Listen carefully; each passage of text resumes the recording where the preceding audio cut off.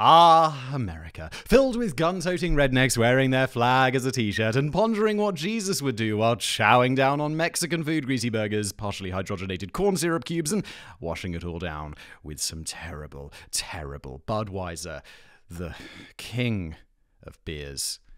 King. For those who've never tasted real beer, oh, please. And Europe, full of a homogeneous group of people who spend most of their time measuring things in meters instead of Ariana Grandes, as every God-fearing individual should, whilst worshipping the British monarchy, rioting about football, mocking Americans and their inferior chocolate and cheeses, truth, and otherwise bent on making sure the entire world becomes socialist. Or at least so the interwebs have taught us all. But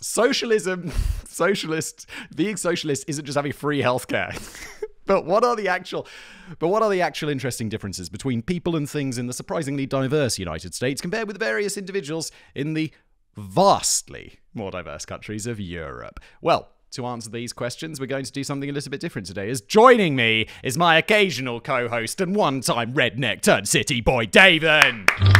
¿Por qué no los dos? So let's dive in, shall we? Daven, what's up? This is a different video. How's it going? It's going. Yeah, it has been a long time since we did this.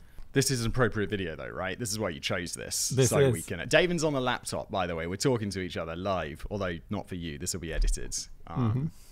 Yeah, it's a good topic. Yeah, you'll be the European expert, and I will try to represent the rednecks well, which I'm from. I'm literally from a place called Hunters, so I think it works out. Did you wear this redneck garb? Like, I don't know what redneck garb. You look like a lumberjack or some such. I did indeed. Is that intentional? Yes. Basically. Yeah, but okay, also how cool. I dress often, Survive. so it works out. Yeah. No, there's a mate of mine who's from Montana who lives in Prague with me, and he dresses like you. Yeah. Like right now. He wears these what are they called? There's a name for this type of shirt. Flannel? Like a flannel? Flannel shirt? Yeah. Flannel shirt. Yeah. Gap. Hey, where should we begin? We shall begin on the differences here with the home. So we're going to talk about the average home size first. So the average house size in Europe is around 56 square Ariana Grandes, or 130 square meters. And the average house in the U.S. is 84 square Ariana Grandes and 195 square meters. So the U.S., about 1/3 bigger. Would you say that's an accurate representation for you?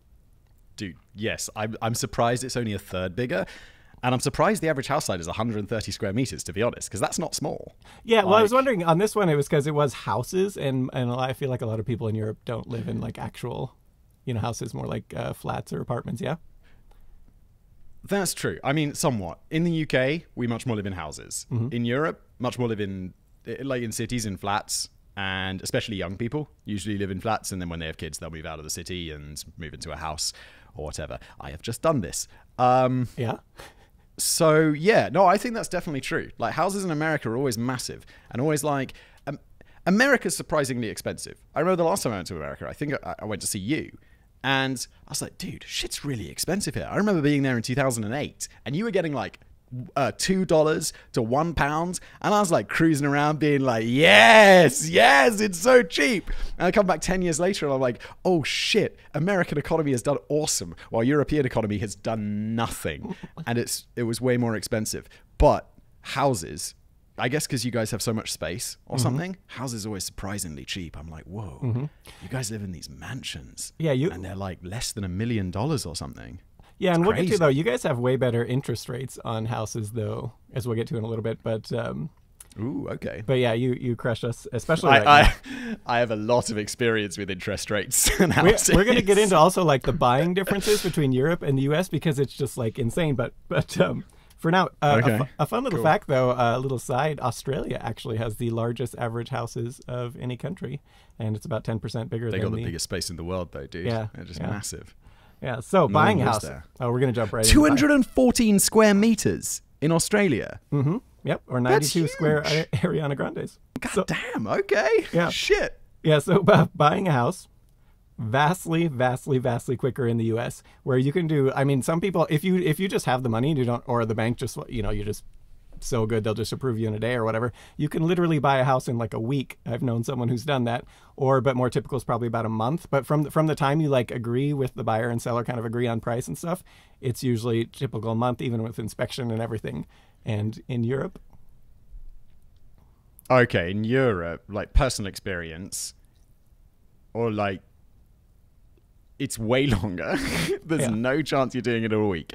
I think the fastest you could do it, pay in cash for everything to go through, and you get the keys, not, the day of handover, I think you could do it in 28 days, like 4 weeks. Really? Because there's these things called land registry and cadasters where you have to, go and sign things, and then they sign the property over to your name. They sign the property over, if there's no mortgage, just to your name. If there's a mortgage, it's you and the bank, and you actually have to go in person and bring your IDs and stuff, which feels very 20th century, but you still have to do that, at least where I live in Czech Republic. And there's no shot you're getting somewhere in a week. I just don't think that's anywhere possible.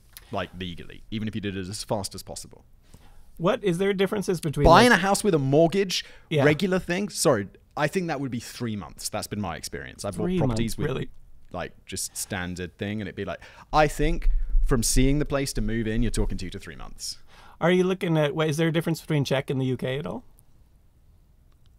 I've never bought a house in the UK, so I don't really know. But my family have, my sisters have, and I'd say it's maybe slightly quicker, but not much quicker. I think the UK streamlines their bureaucracy a bit more than Czech, but still there's, I don't know, maybe some UK people can chime in the comments, but I don't think there's a shot you're getting it done in a week. Yeah. And then my parents were just moving house for 6 months.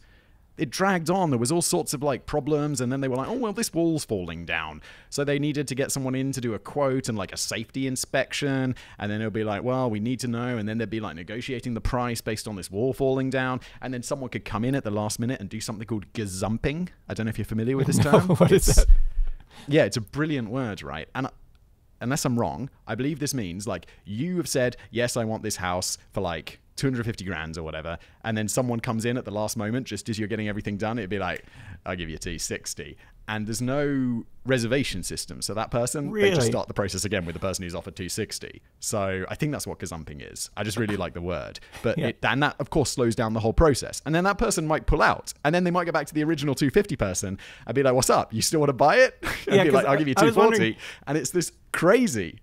Yeah, because I was wondering, because some of the examples I was seeing was even as much upwards of a year to buy a place, and that just seemed crazy to me. But definitely not unrealistic. But that process, and I just don't even think that's a thing ever in the U.S. for a year.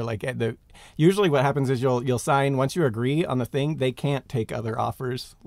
It's yours unless there's something wrong with the inspection or things like that. There's ways to get out of it, but not just because someone wants to pay more. That's not a thing. I think I moved into a new house last month or December, so a month and a bit ago. I don't know, but I think from time of first seeing the property, first going to take a tour or seeing it online and taking a tour a few days later, to moving in, for me, it's 2.5 years. Wow. So it was not entirely just the bureaucracies thing. I think we closed on the house in 6 months. Then, because the house is in a protected area where you have to meet all these special building codes, it took us a year to get permission to do this, to knock down an interior wall, to put an extra door on the outside because there was no door to the back garden because insanity. And all of this stuff. It took us a year to do that, and then it took us a year of building work because it was basically a wreck to bring it up to a livable standard. Yeah. We still have builders in the house every day, but it is livable. 2.5 years, my dude. That's crazy. So I was wondering, pretty crazy. In Europe, do they have a credit score system? In the UK, yes. Where I live in Czech, no. How do the banks handle that then? As far as assessing you? So credit's not really a thing here. No one has credit cards. For one, it's very rare. So there's not a lot of consumer credit like that. No one has consumer debt in this way. Maybe you'll have a TV that you pay off every month, but that's still a relatively new thing. That's quite rare. Different in the UK, like I say, but there is credit scores in the UK, which I used to really worry about. Like when I was a kid, people were like, oh, you know, remember to pay your mobile phone bill on time because otherwise you'll never get a mortgage. And I'll be like, oh my God. And I remember once, like I forgot to pay something off and I got this letter from a collections agency being like, and I'm like, oh my God, I did forget to pay this. I'm screwed. I'm never getting a mortgage in my life. And I mean, I didn't need to, but I did check my credit score like a couple of years later and it was completely fine. So all of this, like, don't pay your shit, like, it seemed to be not nonsense, but I was not very worried about it. No, it recovers pretty quick in the U.S. as well. Like that's because like if something's not on auto pay for me, I don't check my mail, and like I'll go like 3 months without checking my mail because why would you? And so like I'll eventually like oh man, so like everything has to be auto pay or I'll forget about it. It's just. I think I was still a student, so I was just living at university, and all my mail would just go to my parents' house. And I got back and I was like, oh, there are many letters asking me to pay this. And then they get progressively more aggressive. Yeah. How do they do it? In Czech, you just have to give them your last 2 years of tax returns. And then they just decide whether you're rich enough or not. I mean, yeah, that makes sense. So, which seems like a good system. It's like, that's how much money I have. Are you going to, and like, I think the 2 years so they know that it's not just like you didn't somehow shove it all into 1 year so you can get a bigger mortgage. It seems like a pretty good system. It does. I mean, there's a reliability factor of like someone might actually have a lot of like make a lot of money, but maybe not, you know, be the most responsible or, you know, whatever at the same time. But yeah. Yes, I'm always surprised. Like they're like, well, my living is not exactly famously reliable. It's like, you know, YouTube people rise and fall. Yeah. And I have a fairly large mortgage that I'm surprised they gave me because I'm like, yeah, but what happens if I'm not doing so well in the future? What do they? Is it typically like a 30-year there for homes? A 30-year like mortgage? Yeah, I have a 30-year. I've had three. I've had 120 and 2 30 years. Nice. Yeah. The interest rates though, I was looking at this, is crazy. In 2022, it was down like in France was under 1% average, which is I don't even know how that's supposed to work with inflation, but it's jumped up. Are you talking central bank rates or mortgage rates commercially available? It was just like the effective mortgage interest rates measure all mortgages and interest bills paid is what this graph that's is. super low. Yeah, I mean it's jumped way I had up 1.87. That's crazy low. And like the US, you want to hear the craziest part? Yeah. It was something called a full offset mortgage. So it was 1.87%, but let's say I have a mortgage of £100,000. If I have £100,000 in the bank, my effective interest rate is 0. And then there's another one, but now, I mean, I don't know how it is in the US, but interest rates have gone up like crazy in the last 2 years. So now I think they're sitting about 6%. But and you guys have this thing where you can fix it for 30 years, right? Which to me is bizarre. Yeah. Like the best fixation you can get here, and you pay for it, is 7%. So I is 7 years. So 2 years ago, when I got a mortgage for my current house, I fixed for 7 years at 2.5%, and now I'm very happy because it's like at 6%. And it's like just money sitting in the bank is making more interest than I pay on my mortgage, which is nice. But yeah, I don't know how we got there. Was that the question? Yeah, no, that's fascinating. I think the US right now is up at... We should start a finance channel with how this is going. Let's move beyond terrible financial advice from Simon and David.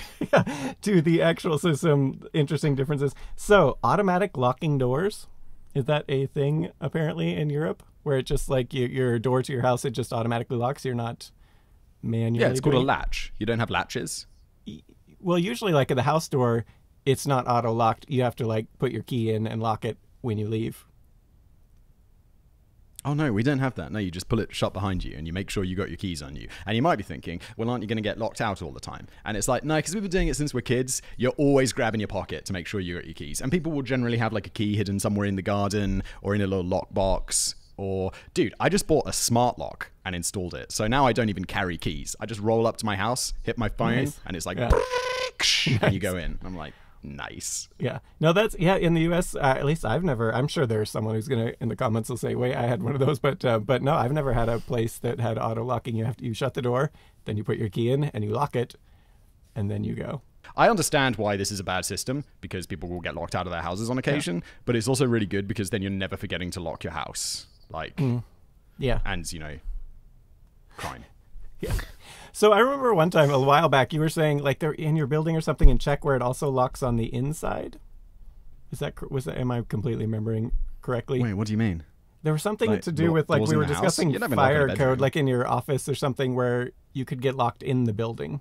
No, I know what you mean.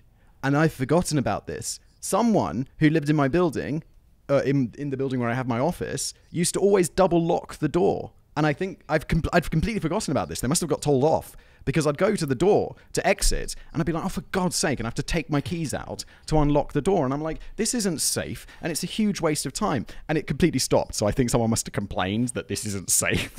And Well, so now that doesn't happen anymore. It's just a latch. This is what I was wondering too, because I was reading when I was looking at like the differences, and one person was noting that it's common to, wherever they were in Europe, I can't remember now what country, but it was common to have keyholes on both sides, so you could lock it with the key on the inside as well. And that just seems like, why would you ever want that? Like, why not have it, like in the US you would have like a little, like maybe a little latch where you could lock it on the inside, but you don't need a key to do it. You can just lock unlock. Why would you need a key to unlock it, to lock it on the inside? The latch, so it's a security thing. So at least my understanding of it is. So the latch is your everyday going to the shops, going to work thing. So, and that doesn't have a key on the inside. That just has a little thing that you pull, like you're talking about, and you just twist it to the side and you open the door. Everyday operation. But you then have the lock with the keys that can go in both sides, and that's for more like when you go on holiday, or if you're at night and you just want to like double lock the door for extra safety because you're paranoid or whatever. But I think the reason is because then someone can't rob your house. So like if you've got a big TV in your living room or whatever, and you've just got the latch thing, then someone could break in through the window, just go to your front door, open the front door, and just walk out with all your stuff. Whereas carting it out through a window is basically going to be impossible, or someone's going to call the police. But if you're just moving stuff down the driveway from someone's house, it's going to be like, hey, that looks fine because the door's open. See, that makes sense. I was trying to think of like a scenario in which that, because it just seemed odd, because you could accidentally, I feel like, lock yourself in. Like, because if you lock yourself and then you lose the key, I mean, clearly the key has to be somewhere. If you're locking it from the inside and you're not on holiday or like away for a long if you're locking it from the inside, nah, the key's always in there, dude. You always leave the key on the inside one. Okay. It's just like you'll lock that from the outside when you go on holiday, so you have just that extra security, so someone can't open the door who doesn't have a key. All right. So yeah, I've never seen that here, but I'm sure. I mean, this like, which is why, dude, like in American movies, like people will like just break into houses. They just smash that little window by the door, then they reach inside and just unlatch it and go on in. And it's like, you can't do that in the UK because you either double lock the latch, so you can't do the thing from the inside, or you've used your second lock, so no one can do this. All right, yeah, that makes sense. All right, yeah. Moving on to kitchens. Your way makes sense as well, because you don't want to get locked out of your house. Yeah, or accidentally locked in a room, because they were using one of the people was using an example of like just like bedrooms, and they said it was actually great because it worked as sort of like a child lock for their kid to not be able to leave like the thing, but it just seemed so bizarre because also you're just locked your kid into the place, and it just seems like a hazard. Like, yeah, but you guys are also like way more into freedom than we are. We're happy to be locked up. We're happy not to have freedom. We just want to be taken care of. We like, to be nannied. Yeah, totally. So moving on to kitchens, we have so garbage disposal is not really a thing in Europe, apparently. Do you know what this is? Oh, like the machine, like in The Sims that crushes it down? In the sink, yeah. So you pour the food in the sink or whatever. Oh no, those are mostly illegal. I think those are mostly illegal because they like clog up the sewers or something. Because we have these really old pipes. Like, because the pipes can be from like ancient times or whatever. And if you like, just shoving like half a sausage down there, it's not going to really work out brilliantly. Yeah, no, that makes sense. Septic systems here, like houses with septic systems don't usually have it because that would it messes up the whole thing. But otherwise, everyone else who's like on a sewer system, yeah, it's pretty much everyone has garbage disposals, which is nice, for just cleaning dishes and stuff. No, that's cool. When I was a kid, we had one in the kitchen in the UK. I'm not sure why that was allowed. I think they were made illegal later. But it's super useful. Like, I'd love we had something called an incinerator, which I thought was the coolest name ever. Nah, not anymore. I wanted one. I was like seeing if I could spec one out for this house, but it wasn't possible. Yeah. So all right. So also washer dryer usually in the kitchen, or washer at least. Yes. Typically, yeah. Unless you got a utility room, then it goes in the utility room. So That I wanted might to be a ask very about. middle class thing that people are going to be like, Simon, you're so privileged. But I never had a washing machine in my kitchen, but I know that's a thing. My nan had a washing machine in her kitchen. Yeah. So And washer dryers, dryer. dude. Dryers are something we imported from America. Like we'd dry our clothes outside typically. Yeah, like a towel rack too. Also, like apparently, or like a rack, like a drying rack. Yeah, you'd have a towel rack. Yeah. A drying rack. Yeah. Yeah. Yeah, that's Yeah. so weird. Which But is I always want aesthetically great when it's in your kitchen. yeah, I want to know about the washer dryer all-in-one unit because that's like barely starting to become a thing in the U.S., but I feel like it's very common in Europe. And like, how do they actually They work? kind of suck. I have one. It's too bad. I have one, and it's not very good because the problem is it's like every single one of them is like it can handle like 8 kilograms. So for Ariana Grandes. Like that's weight. She doesn't weigh 2 kilograms, does she? Like however many, I don't know. Your American way of measuring things. But then it will be only able to dry like 4 kilograms. So you'd think the ideal thing is you just throw in some dirty clothes and they come out clean, which is great if you're willing to do like half a load of laundry, but then it takes forever. So you're like, okay, well, what I'll do is I'll run like 8 kilos in there in the laundry, then I'll take out the big stuff and put it on a rack, and then I'll tumble dry the like delicates or whatever, or not the delicates, but like the smaller pieces, or I'll put the delicates on the drying rack, and then I'll just tumble dry the more resilient shit. And it's just not good, dude. It's not a good system. You need two. And I know we have tiny houses, but we should still, this should be a consideration. Well, and appliances in general are a lot smaller, like refrigerators and also like your washer dryers. I feel like washer dryers here can be, I mean, I can literally put like about a month worth of supplies of my clothes into the washer all at once. And that's just one load. Like, it's just massive. I know. My parents just moved house, and they moved into this house where people had lived previously, and they left behind some of their appliances. Like, normally you take them with you, but you can like negotiate, leave them or take them or whatever. And so my parents moved in, and they were these American ones. Like, they were specifically like imported from America, changed over to like 240 volts and all of this stuff. And they're awesome and massive. I mean, they beat the shit out of your clothes. So like you take them out and it's like, how did this not fall apart? But you put the clothes in there, a huge amount of clothes. It's done in like half an hour, and then you put it in the tumble dryer and it's done in like 20 minutes. Mm-hmm. We're like, I think because of like laws about energy consumption and stuff, it's like my washing machine will take, you're talking 2 hours to do washing of like 8 kilos. And then the tumble dryer will take another 2 hours. So you're talking like 4 hours to do a load of laundry that is maybe, I'd guess, like a third of the size of my parents' American style washing machine. Mm-hmm. I want to say it's made by a company called Maybach, but they make cars. It's May something or other. Maytag? Was Maytag. Yeah, nice. It's a Maytag, which also sounds very. You can't say Maytag without sounding like an American. Maytag. Oh. All right. Yeah. So moving on from laundry to so you have things like obviously electric kettles. Refrigerators don't usually have ice makers. Yes, and then. Yeah, dude, I got a fridge with an ice maker, baby, and I love that shit. I specifically sought one out because I was like, I want an ice maker. And not one of those ones where you put the cup up and it spits out like, it violently spits out like 4 cubes of ice and then has to make some more. Dude, I got one. I was like, all I want is that giant tray of ice in the freezer. So you open it up and it's just boom, like 10 kilos of ice just ready to go. And I found one. I'm extremely satisfied with it.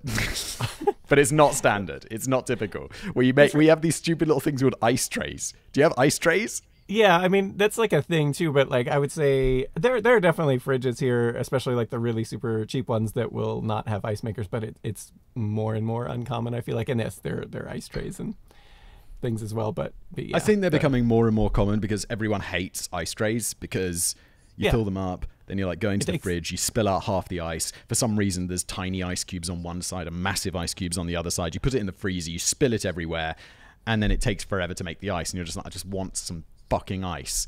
And yeah, no, dude, you got it right on this one. I'm Americaned up on the ice maker situation. All right, so moving on to rooms, we have just everything smaller in Europe, basically, on that. Let's see if there's anything. Bedrooms Well, don't not have closets. compensating, you know. Bedrooms don't have closets mostly in Europe. Yes. True. Yeah, no closets. That's rare. Dressing rooms even rarer. Yeah. I think it's actually a requirement to call We just a have room big a bed. cupboards.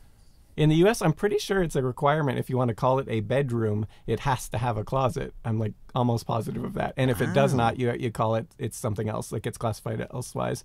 And that's for tax purposes, I believe. As far as Closets are super rare. We have like, you just have a big cupboard or like a dresser typically. Maybe a big cupboard and a dresser. So like somewhere to hang shirts and blazers, and then like a set of drawers, a chest of drawers to like have, you know, pants and stuff, underwear in. Not pants, because you think that's trousers. You know what I mean? I was going to get to that later. We have a little section on language, but that was one of them. So bathrooms, let's see if we're in bathrooms, is it still common in the like the UK and various parts to have the toilet separate from the rest, or is that changing? No, in the UK. Yes, in Europe. In the UK, we will take a shit where we shower. In Europe, they typically have a little separate room for where you take a shit. So, which is... It's nice that you're not taking a dump where you're having a shower, but it's also like, what if I want to take a dump and then immediately take a shower? Yeah. So, yeah. Well, I redid this house, and I was like, we're doing it the UK way. We're putting this toilet in the bathroom. Yeah. You have it in the bathroom, right? Like the British. Yeah, it's all one. If there's a separate, they'll pretty much never be like a separate shower, bath, like in a room by itself. It'll like if you're gonna have anything, you'll have a half bath, which just means it has a toilet basically in a sink, and nothing else. Yeah, but otherwise you would never have the other isolated like by itself. As far as that goes, and then because you'd go in and you'd be like, "Where's the loo?" Yeah, exactly. It's more convenient, and then also like bidets. I know it's not like universal or anything in Europe, but this one, I don't understand why it's not universal everywhere, because you can get those little toilet seat add-on things for like $30. That's it. And it takes like 10 minutes to install. Dude, I don't like bidet. I know you like it, but I've tried it, and it's not Have you tried the toilet seat add-on one? It's like so cheap. Yeah. No? I don't know. Sometimes I've used fancy, but you know, sometimes you're staying like, I don't know, a hotel abroad or whatever. They have like a bidet, and I'm like, ooh, I'm going to try this shit out. And then I'm like, I'm just wet. I'm just wet. Like, what am I supposed to do? Just sit here until my arse is dry? Like, what's going on? Well, that's why you would use like a little toilet paper to dry. I've never used like a proper bidet outside of the toilet seat ones, but I mean, just like a little toilet paper, but it uses way, way less is the point. Where you just need a little bit. The toilet paper's getting soaked, dude. But what kind of... It like papers in your Let me hand. ask you this. What the toilet paper in Europe, is it... Because the toilet paper here is almost like cloth-like a lot of the times, unless you're getting like the super, super cheap stuff that's like super thin, like you're talking about there. Like, it seems like, whereas here it's almost like a cloth. Ah, dude, It's very thick, soft. That's so wasteful. It's fairly thick. We have like 3-ply or whatever it's called. It's like the standard. You don't want it to fall apart in your hands. Okay, level. yeah. But even the expensive one is still like, unless you're like reaming that shit out, you're still gonna get it. It's gonna be fairly wet. You want to use some like Bounty or something on your ass to really like. Do you have Bounty? It's like super absorbent. Yeah. I don't know. The other one I was a kid was like, Bounty, the super absorbent towel, or something like this. That's what you'd need to like wipe your ass after a bidet. Yeah. Okay. No, I don't know, dude. I've tried bidets. It's too wet. I used to live in Sri Lanka like years and years ago, and they didn't have toilet paper. They had a hose system, like a lot of countries in Asia do. And so there's just this hose that sits by the toilet, and you grab it when you're done, and you like squirt it into your ass. And you kind of go around with that. But they'd also not have toilet paper. So this place I worked, I'd just roll up to, and I'd be like, I just always have a little roll of toilet paper on my desk when I needed to use the toilet. And I'd just be like, off I go. Ding, ding, ding, ding, ding. And I'd use the hose because they had like, you know, you're not supposed to put like too much toilet paper down the toilet or whatever. But I hated using that hose. It's nasty, dude. And afterwards, I'm like scrubbing my hands because you know that shit water's come down onto your hands. And then you're like, I don't know. The next thing you know, you're rubbing feces in your eyes. Yeah, no, I wouldn't like the hose system either. Bathrooms there typically in Europe, or at least the UK, you don't have plugins and stuff? What's a plug-in? Okay, Music? power socket. Or like Google Chrome Power plug-in? socket. Oh, okay, that makes much more sense. Well, you have it like for shavers. We do. Like, not in the UK, never in the UK. Because I think the electricity works slightly differently because it's not a fast trip system. It's like a ground system or something like that. Yeah. So like everything's grounded, which I think could be a problem if something gets wet. I don't know. I'm not an electrician. I don't know about this stuff. But in Europe, we have you can have plugs in the bathroom, which is useful because like now I have like a, one of those little Apple HomePlay things. So you can listen to music in the shower, which is cool. Because I was wondering about like with the UK, like how do you then like you need a hair, like if you're a woman and you have lots of hair and you're trying to use your hairdryer, like what do you have like a separate space for this or just like an extension cord or? Dude, I don't know because it's been a long time. For shavers, there's a plug next to the sink higher up that's like for shavers only, and I think it's at 120 volts or something, so it's lower rather than 240 or something like this. And then it's like an American style, not an American style. It's like a European 2-prong that you can plug into. I don't know. Nowadays, it's like my shaver is, the battery lasts for like 2 weeks before I need to recharge it. So it's not really something I think about terribly much, but you can plug it in and little thing. Yeah. Also, why not just like the fast tripping, like you say, like the GFCI, like you just have those. Dude, plugs I don't know. in the Like, the bathroom fast tripping system makes way more sense. Like I'm into the fast tripping system because then it's like, okay, yeah, it's okay. I was using too much stuff, and then you just go flip it back on, and you're done. Easy. Okay, this one. No, I read some people were commenting on no mixing taps on the hot and cold water in the bathroom. So you just have That's hot. bullshit. Yeah, we have that. No. Dude, it's not. Like, okay, because I was gonna say that one just made no sense because that's like a simple thing. It made no sense to me, so that's good to know. Good. Nah, it can exist. But if you it's the sort of thing you'd find in your grandparents' house when they haven't renovated a bathroom since the 1930s, that sort of shit. Like nowadays, if you're redoing a bathroom and you're putting 2 separate taps in, again, it's like the what was the thing I said people would get taken away for earlier? Like using the outside can opener. It's like if you did that, people would think you're crazy. Yeah.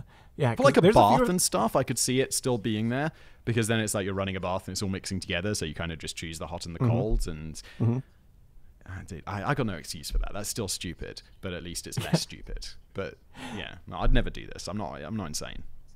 Yeah, no, there's a few of these on here where I was like, I need to confirm because this just sounds ridiculous. Although I thought the double locking thing was ridiculous, but you did come out with a good reason for it, so that worked. I mean, it also makes sense why you don't have it. They're 2 systems. They're both good. They have both have pros and cons. Yeah. But with some stuff, I'm like, yes, we should do it the American way. And hopefully there's a few things. Maybe you'll see we should do it the British way. Maybe not. Like, we have lots of old stuff that has just kind of been around forever, like those 2 taps where it's like, why?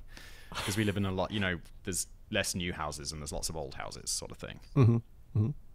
Yeah. That makes sense. So garages, American houses almost, I mean, not universally, but it's extremely common to have a giant garage to fit our giant 4x4 trucks in. So that's not, is it even on new builds in Europe? It's not typical to have like a garage? I'd say it's definitely not.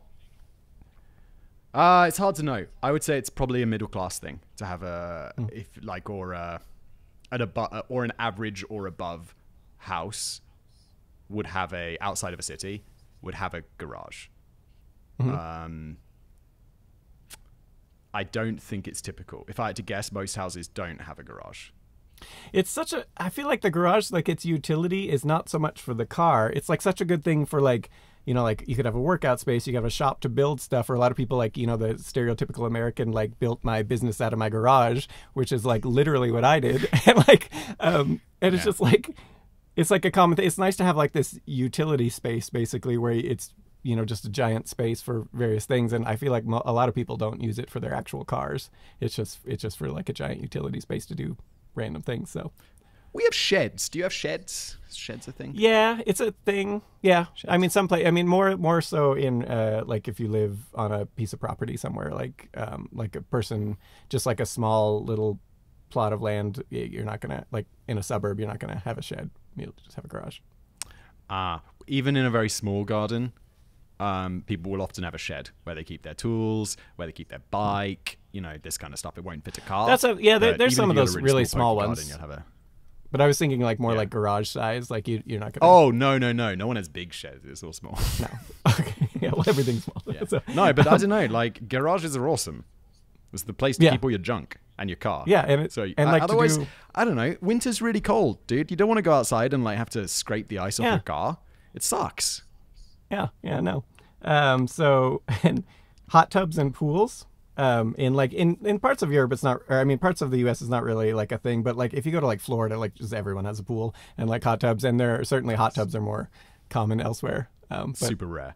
Having a pool is some like rich people shit in the UK. Like anyone I knew who had a pool, it's like they were well off. It's like that's proper money having a pool. You got a big house, you got a big pool, like or a small pool. But regular people don't have pools.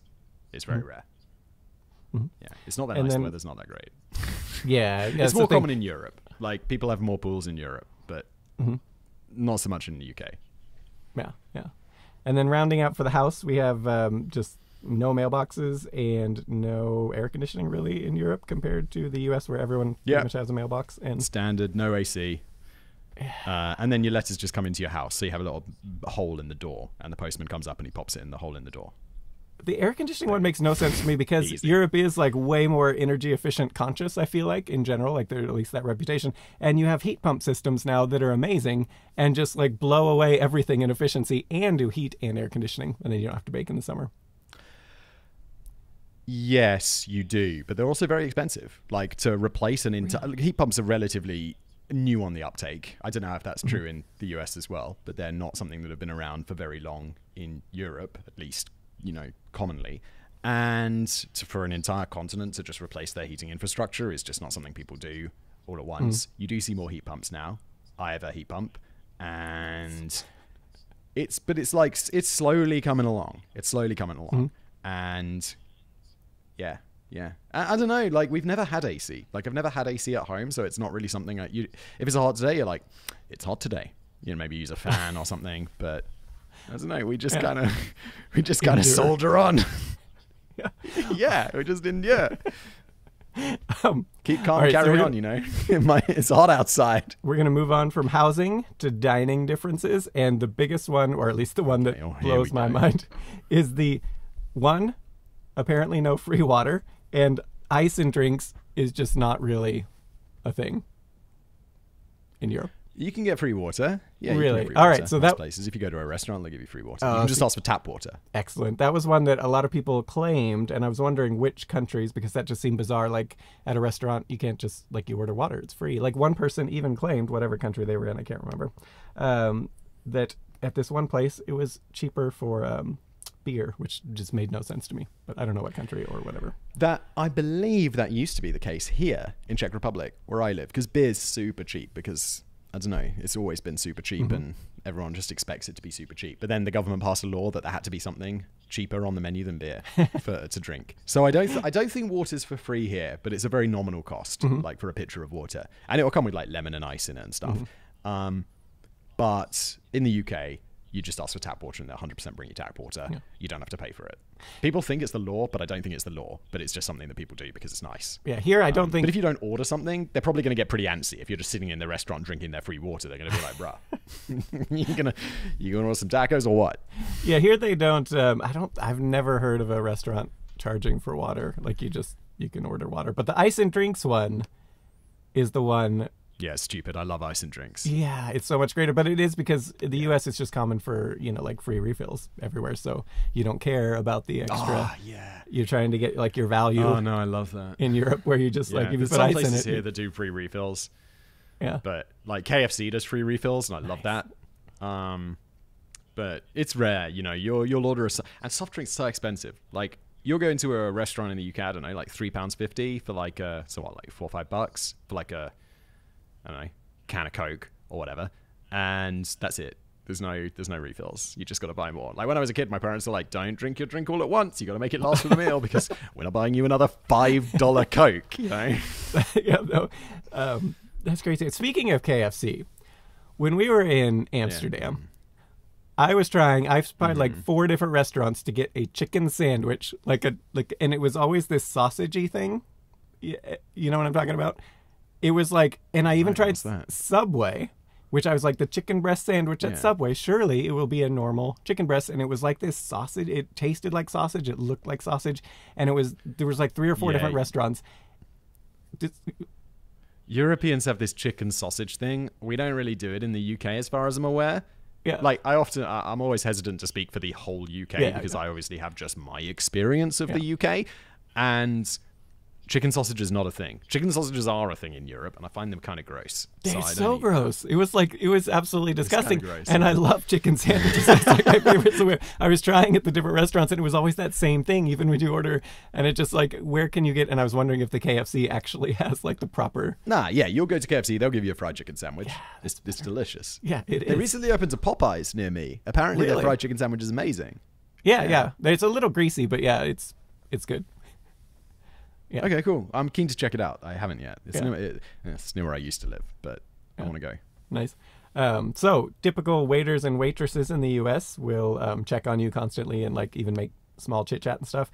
And apparently in Europe, that's not really how it is. No, it's really just more. You make eye contact with your waiter. Yeah. All right. I kind of prefer that way pretty strongly, but yeah, that would be nice. Yeah, because they look out for they're wandering around looking for people who are trying to attract their attention, and they'll be carrying like a plate back to the kitchen or whatever, and you'll just be like, and they'll come over, and you don't want, and it's a bit of it's not an art, but it's like there's a fine line between and which you can do, but you can never do this.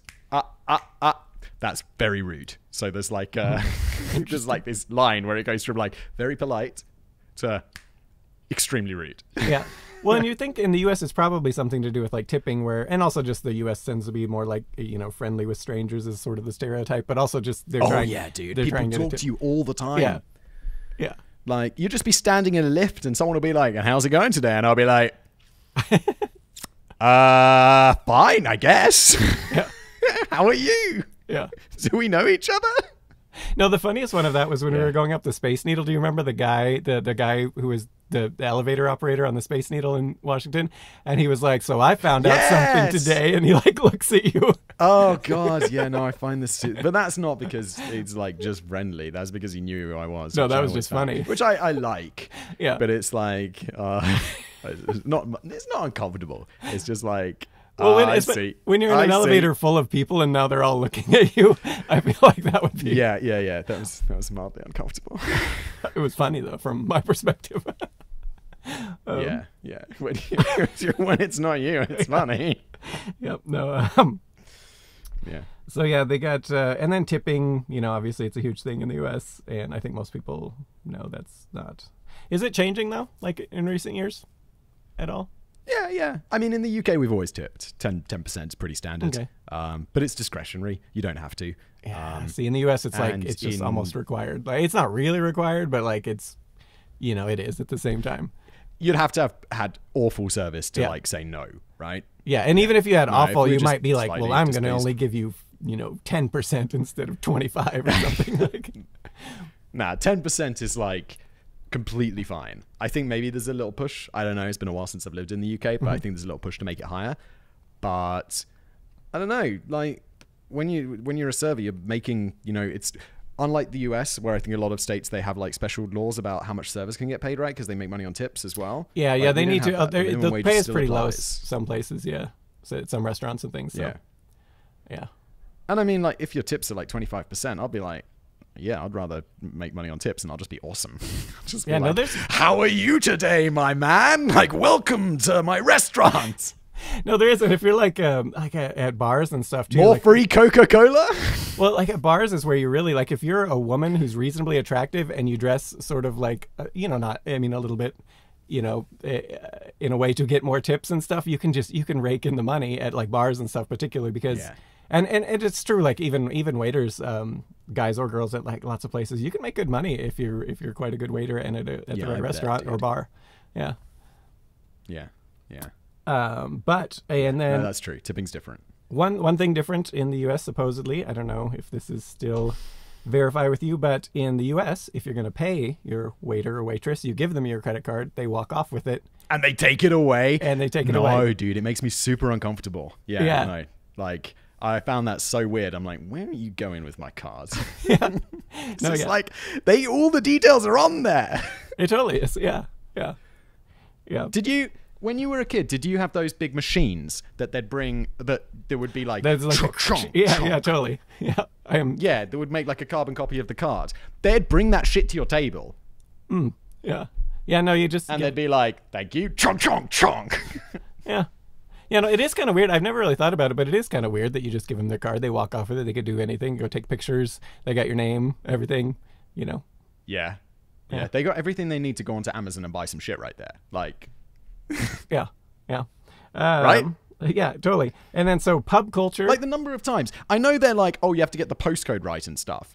But the number of times that I've used like... a business credit card that's registered to my office and I've accidentally put in my home address or something. Every time they're like, you're golden. And I'm like, well, this doesn't seem secure at all.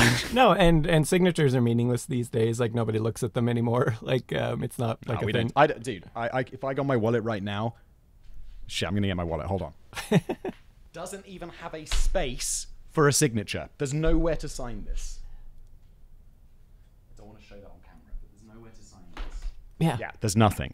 It doesn't even have a signature spot anymore because we don't sign for things. Yeah, nobody cares. Like on the other side, you could literally just, we did that video on it once where you can do an X, you could draw a picture as your signature. Like it doesn't matter. Nobody cares. Yeah, no one cares. It's like not a thing. But so moving on from there to pub culture and drinking in parts of Europe and whatnot, which in the U.S. If you're going to like a bar that regular, like extremely regularly, maybe you get off work, you go to the bar or whatever. Most people, you're probably an alcoholic. Like people will think you're an alcoholic, and you probably are in the U.S. if you're doing that. Whereas I feel like in the U.K. or the Europe in general, it's just like a thing everyone does. The way I look at it is, if you drink in America, you're an alcoholic. If you're in the UK and you drink at breakfast, you're an alcoholic. If you're European and you drink at breakfast, it's cool. Like, it's like this sliding scale of like when it, like, I'll just be going to work sometimes and I'll just be see someone and like having their breakfast in a little cafe or whatever, and they'll just be drinking a beer. Yeah. And I'll be like, okay. And we're going to get into some of the data on this. That would be insane in the UK. But in America, I feel like, could you even get served? Yeah, you're actually right in your assessment here. We're going to get into some of the data with your generalization there, but it is true. Europeans and in general drink way more, but they're actually, we'll get into the data in a minute, but yeah, so okay. So we'll just jump to that because U.S. 7th highest country in the world for alcohol dependency disorder. So basically just 7th highest in the world for alcohol. Wow, okay. But the fascinating thing about this, it is not like so much it's basically the women in the U.S. are bringing the average up, because in most countries, it's like 3 to 4% alcoholics for women, and it's the men who are all the alcoholics in most of the countries. Whereas in the U.S., the gap is much closer. So what was it? 17% for males in the U.S., but it is almost 11% for women versus all these other nations where the males are actually high. Like UK is at 8.7% or 13% for males, 4% for women. France is 7% from, or again, I'm looking at the wrong one. 11% for male, 3% for female. Hungary, 37% of males in Hungary versus 7% female. Yeah, Russia was really bad there too. It was up there. Yeah, Russia is at 36.9% for males. And do you happen to have the numbers for Czech Republic? Just because it's where I live and I want to know, and everyone drinks here. No, I didn't write that one down. I can't remember. There was a chart. Probably. So I would guess it's in like. So it's like is this self-identified alcoholics, or how's this identified? That's what I was wondering, and I think it was Pew Research or something, but they didn't say. Pew Research, because I feel like the medical definition of an alcoholic is very different from like someone being like, I'm an alcoholic. And that's what I was wondering. I'd go to the doctor and they'd be like, how much do you drink? And I'd be like, I don't know, like two, three drinks a day. Like, and they'd be like, that's a lot. But they wouldn't. Like, if you look on the website, the NHS or whatever, they'd be like, whoa, that's way too much. But you go to the doctor and they're like, yeah. Like, because they know yeah. that's like not realistic to have like 3 drinks a week or am I just an alcoholic? I don't know. I don't really drink anymore because I take a drug that I can't drink on really. Yeah. But yeah. So that's what I was wondering, because I know like Europeans, and I would not see myself as an alcoholic. Yeah, they drink like way like the volume. Even though the U.S. is 7th for 7th for overall alcoholics, I can't remember where they were on the list of like I think they were down in the 30s or something for like volume of alcohol, and Europe just dominates. Europe is just like boom, boom, boom. Every country in Europe is at the top of overall alcohol consumption. Like before I had to take these, it's like a cholesterol drug because my cholesterol was too high and it was making my liver funny. Healthy diet. Typically like if my wife and I had a meal, we'd share a bottle of wine, and that would be like half a bottle of wine. Normal. But if you look on the website, they'll just be like alcoholic territory. And I'll be like, wait, I'm just chilling out having half a bottle of wine. It's just a bottle of wine. What else am I supposed to buy at the restaurants? Like, buy the glass? I mean, sure. But like ordering a bottle of wine to share between 2 people is a very normal thing. Yeah. Yeah. Well, and yeah, it was interesting. The male versus female thing I thought was just crazy. Some of the gaps, and just there's not many countries outside. The U.S. is like this outlier where the women just drink, there's a lot more alcoholics.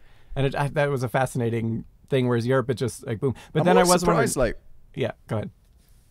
Because I hear like American TV shows a lot, and there's like alcoholic women, and I'm like, I always thought that was a bit unrealistic. Because I'm like, wait, everyone I know who's ever been an alcoholic is a dude.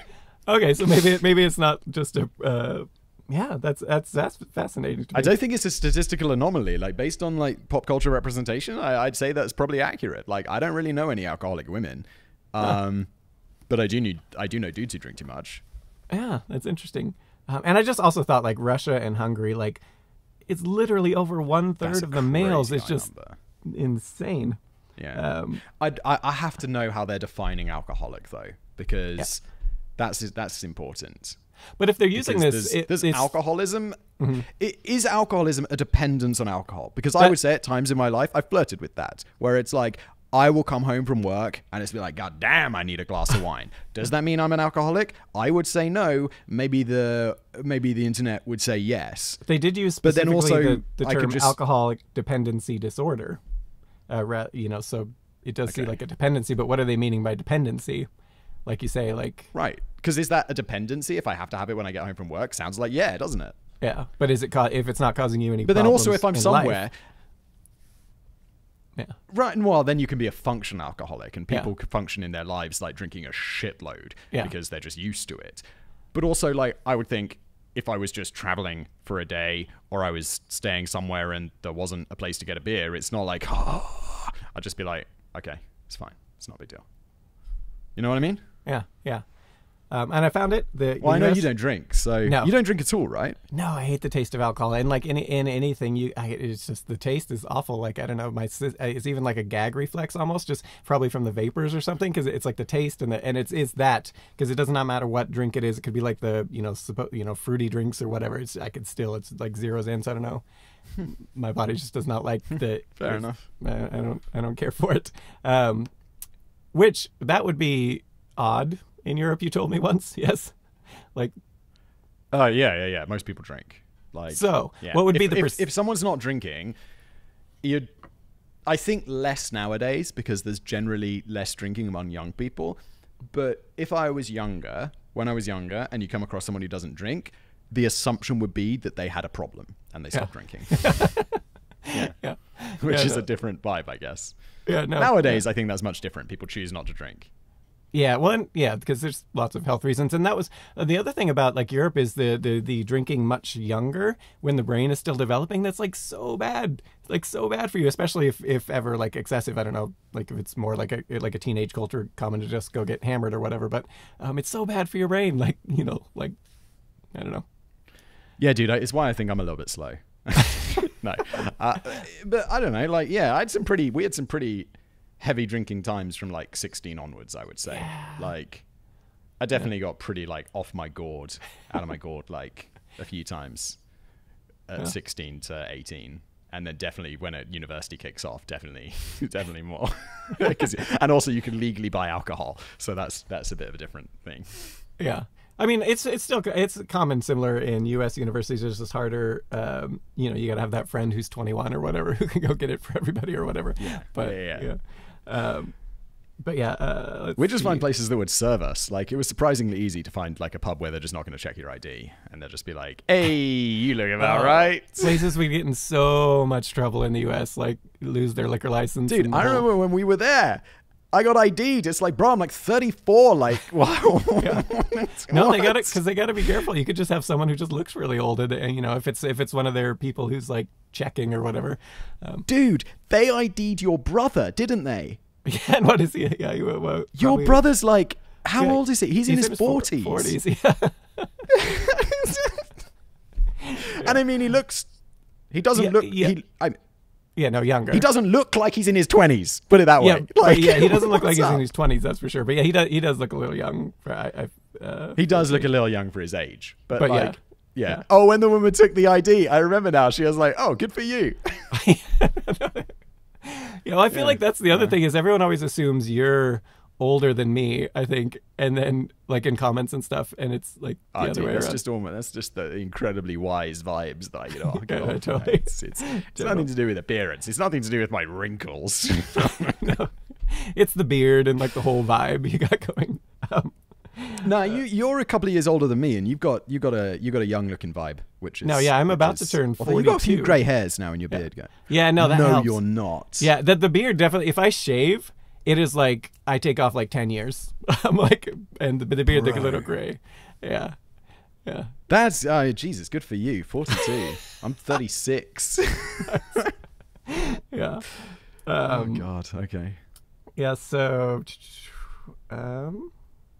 Is it also true that in parts of Europe, if you're going with a group of friends, you take turns buying rounds, or is it more individualistic? Like Oh yeah.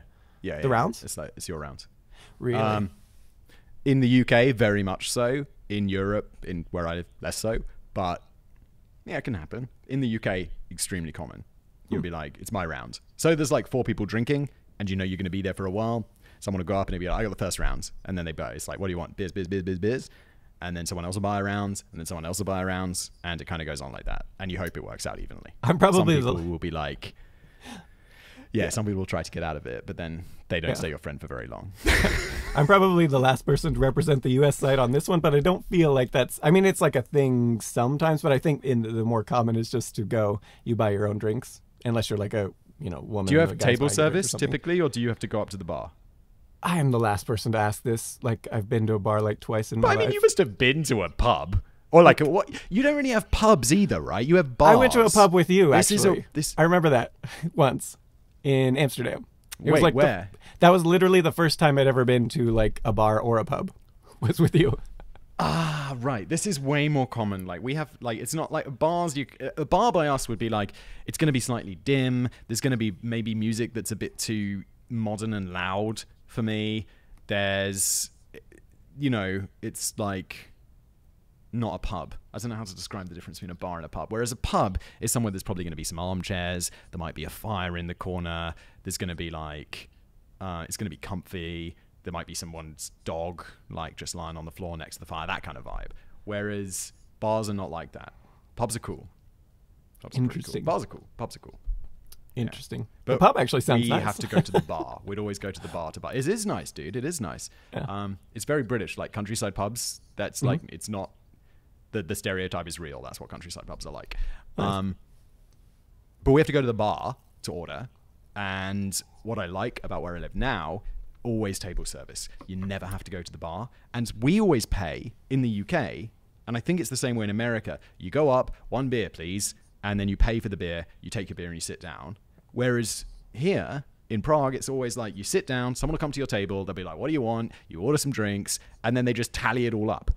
And so at the end of the day, they'll just bring over a bill like you had a meal. It's awesome. So you can just, and sometimes in some places you'll be having a beer and it'll not even be finished and they'll already bring you another one before you even asked. That then makes more sense about why you would do the round system. If you have to go up every time, it makes more sense just to send one person up versus, exactly. Everyone. Yeah.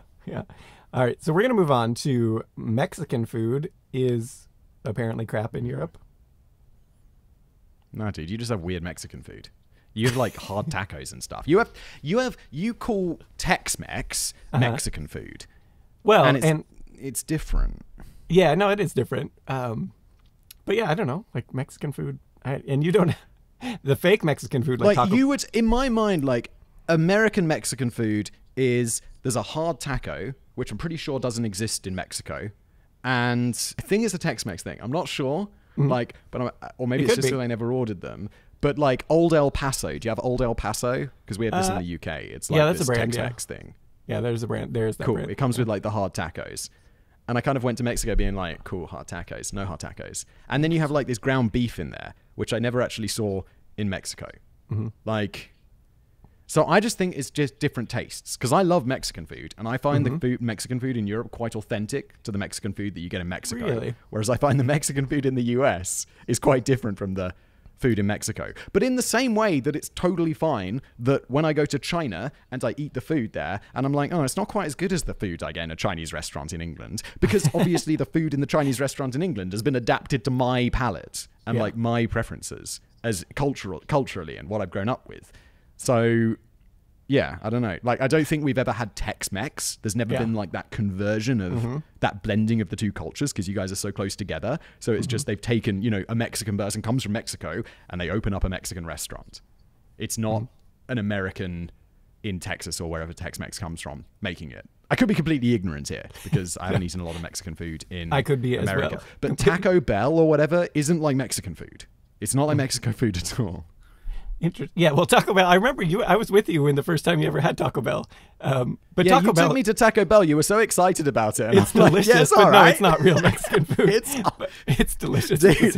It's all right. I went to Taco Bell again. I was in Barcelona last year, and we don't have Taco Bell in Prague, and they had a Taco Bell, and I went inside, and they had this thing from like 4 to 6 o'clock. There was like Taco Bell happy hour, where for like you got 2 beers and like 5 tacos, and I swear to God it was like €5 or €6 for 2 beers included in the price, and like a whole swath of tacos. And I'm like, how? That's the great thing about Taco Bell. The tax on the 2 beers is more than this. Taco Bell, it's like one of the few fast food places where it does not matter what is on the menu. Whatever they've come up with recently, you're going to like it. Just order it. It's good. It's going to be good. And it's going to be cheap, like super cheap. And like somehow, and it's just always good. It's like whatever. It's a little bit like the meme of the Oreo people. Like what have those crazy people come up with lately? Because they just have all these weird Taco Bells like that. They're just always doing weird things. And it's delicious. Oreos got wild. Like they got chocolate dipped Oreos. They got white Oreos. Yeah. That went crazy. I mean, I do agree on one of those things. It is cheap. I'm being harsh. It was all right. Speaking of cheap, someone mentioned, and I didn't really understand what was so special about this, but there was a few other commenters that came in from Europeans who've moved to, I think it might have been from the UK, so it might be UK centric, to the US, and they were like, I missed the meal deal. What is this? Oh, yeah, no, that's quite a British thing. That's definitely a British thing. Like, you'll go into a supermarket or whatever, and you can get a sandwich, a packet of crisps, a packet of chips, or crisps, as we call them, a sandwich, and a Coke, or like a soft drink of your choice. And it'll be like, I don't know, £3 or whatever. And then you can just take that, and it's like, cool, you've got your lunch. You've got a sandwich, you've got a side of chips, crisps, and you got a drink. £3. It's cool. I used to do it all the time. I feel like there's some places here that do it, but it's not going to be that cheap. Like it's going to be a lot more typically. But there are some. But yeah, but the cheapness was also the thing. These are not like. Yeah, it's not. These aren't like gourmet sandwiches. They're like a prawn sandwich that you bought in Tesco, or like I don't know, what's your equivalent of Tesco, like Walmart or something. Maybe Tesco's a bit nicer than Walmart, because Tesco's Asda's like Walmart. So I don't know. What's your mid-level supermarket? Probably like for Pacific Northwest, it would be like Fred Meyer. It's like a nicer Walmart, basically. Cool. So it's like going into Fred Meyer and you buy like a packet of cheap crisps, or like, you know, middle of the road Lay's. A Lay's like average crisps are you? They're like our standard definition of average crisps. Not great. They're not like kettle chips. They're not like delicious. They're not like the cheap budget one. They're just like crisps. And then you get like a reasonable sandwich and a Coke, and it's cheap. It seems like the prices overall, the general conversation was always about like the prices at restaurants in Europe is just, in general, is so much cheaper than the U.S. But also you have the, much smaller portions. But that just, it would be nicer when you eliminate, most of the tip or like the high tip and you get the small portions, then it'd be nice to just go and like something cheap and meal instead of having to pay a ton and you get leftovers or whatever, I guess. But I think this is true. Like, I think especially in the last 20 years, because European economies are not really growing very much, and US economy has grown like enormously, and prices have gone up because people have more money. And now it's like, I used to view, like in my mind, UK and US fairly like, if you make a good living in the UK, you could live a good life in America. If you make a good living in America, you could live a good life in the UK. And now I don't feel it's equal at all. Like, America's much more expensive. People make a lot more money, and the UK is cheaper now for Americans, and I'd say America's a lot more expensive for UK or Europeans in general, because that's when we get to the work part, it just keeps growing. The US is US, people make a lot more, but things are more expensive as well. Make so much more. Yeah, so much more. Like, especially like out of college, like software engineers and stuff making like 6 figures. It's kind of nuts. Like, and up, like not. It blows my mind. Yeah, no, and up, especially if you got like a master's or like experience as a, because that was actually my field before. I mean, never actually went into it, but some of my friends who were jumping in. I mean, I had one friend who was getting, I think he signed it over. I think it was like $220,000 with a master's in computer science, and like a 50. God damn. He had like a $50,000 or $100,000 signing bonus on it too, which is pretty common with tech companies if you're in the tech thing. That's. I maybe I don't know if I'm out of touch with the UK, but that would be insane. When I was a student, this was 10 years ago, and I was looking at, or maybe 15 years ago now, when I was looking at graduate jobs, if you were working at a Magic Circle, so that's one of the top 4 law firms in London, as a trainee, which is your first 2 years, I think you were looking at maybe £32,000 to £35,000 a year, so like maybe $45,000. Wow. At the top law firms. That's so the so 4 low. top ones. Then when you qualify as a lawyer, so you could go and hang up your own shingle if you wanted at these top firms, that would double. So you'd be making like 65, 70,000. I'm sure it's more now, which is like still probably just under $100,000. But you're a qualified lawyer at and these are international, like a lot of international law happens in the UK. So you're working at one of the biggest law firms in the world, and you're getting paid like less than 100 grand as a qualified lawyer when I was at university. So I'm sure it's different now, but I don't, it's not going to be like 200 grand, dude. That's crazy. And that's high paying. That's like, you've got lawyers, investment bankers, maybe some like smaller niche things like tech, but investment banking and law were the ones where there was big money after a couple of years, and the big money is still less than 100 grand. Yeah, that's different game. It's fascinating. Yeah, I mean, you do have in the U.S. though. One thing is like the work. Like you don't really get vacations. Like if you get them, you work at one of these law firms or in an investment bank, you'll work. Okay, yeah, because in the U.S. it is like your vacation. A lot of companies like you'll be guilted into not taking, like if you take a vacation, it's like, oh, I mean, not every company's like that, obviously, but it's not uncommon, and things like that. And the average American work week for like if you're like a salaried employee or whatever is 47 hours, and 40% past 60 hours. That one seemed crazy to me. Whoa. Yeah. So while you're making a lot more, what's it in the UK? I'd guess like 37. Let's see. I did not write UK. I did. France is at 35. Netherlands is at 29. How does that even work? Like, really? That seemed odd to me. Wow. Like that seemed like such a low. Like, how do you even function as a business when you're? I don't know. I mean, you pay less. Can you imagine just working?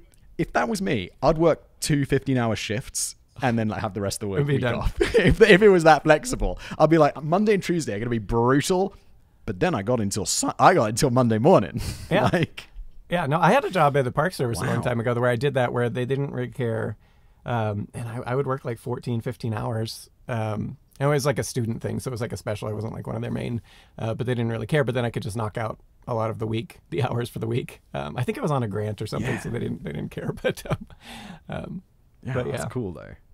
Yeah, no. So, yeah, France even has like they had the right to disconnect bill. Have you heard of this? Where it's Oh, I have heard of that. Where Where it's they like- can't be hassled outside of work, right? yeah, at certain times you're just not allowed to not allowed to send and receive emails and texts and things like for work related. It's just Yeah. France has a reputation in Europe though for being the country that does this. Like it's a stereotype, and on it, I like it. Like I think it's a cool vibe. That they, just drink some wine in the afternoon, take it easy, don't work too hard. I think that's cool. Yeah. But they have a bit of a reputation for this, so I don't know if France is. Although the Netherlands has 29, which surprises me because Netherlands people I always saw as they seem quite industrious. But yeah, I don't know. There was it was also I was reading some American comments of experience of working in Europe, and they did say like getting anything done, and obviously these are isolated, anecdotes. It might just be the company, but like getting anything done. I know where you're going. It's so true. It takes it's like- forever. It's just like a major headwind, and it was just everything slower pace. Everything they were, a few people were noting that like if you have some better way to do something, it's like more modern or whatever. If it's not the way that's always been done, it's very hard to get it's them gonna to that's gonna shift. be a struggle. Yeah, and whereas in the U.S. it's a little more like, what's the best, fastest way we can get this done? Let's do that. I mean, not at every company, obviously, but quite a bit. Weird how your economy is done so much better. Yeah. Yeah. So there's advantages, but yeah. No. And there's just the less like red tape and like I don't. So we were gonna get into let's just jump into the vacation time and like maternity leave, because the Czech system seemed just insane to me with maternity leave. Like I mean it's great, but like how as a business, especially a small business, how would you function with the amount of time? Like if you have an employee who's just like gone for like a year or 2 years or whatever. Like, but you're still paying them, but you still need someone to do their job, so you have to hire someone else. You're not paying them. Like, okay, they get money from the government. I don't know. Okay, so that makes more. Works. Did you look it up? No, I was wondering. I was going to ask you because I know we've talked a little bit about before, and I was wondering because I was just thinking, as a small business, like now you're paying 2 people to do the one job for like a long time. It's not like a few months or whatever.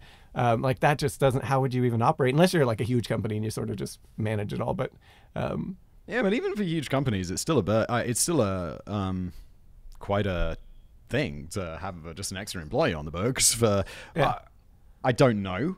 And also my wife, who we've had a couple of kids over the last few years, she was self-employed, so it was different for her. Uh-huh. I'm not exactly sure how it works, but I think it's something like the employer has to pay like half of the salary for the first 6 months, and then the government pay most of it or something. Dude, I'm really not sure, so I can't speak to it perfectly. That's actually great, because then it's like it balances both. It gives, because I mean I think the European way of like giving actual maternity and like paternity time in the US is just maternity, like I think there's like a 12-week unpaid like you can get at most places, but it's unpaid, and so you can take it or not, and obviously most people, they need the money, so a lot of people don't, and then paternity leave is like almost non-existent.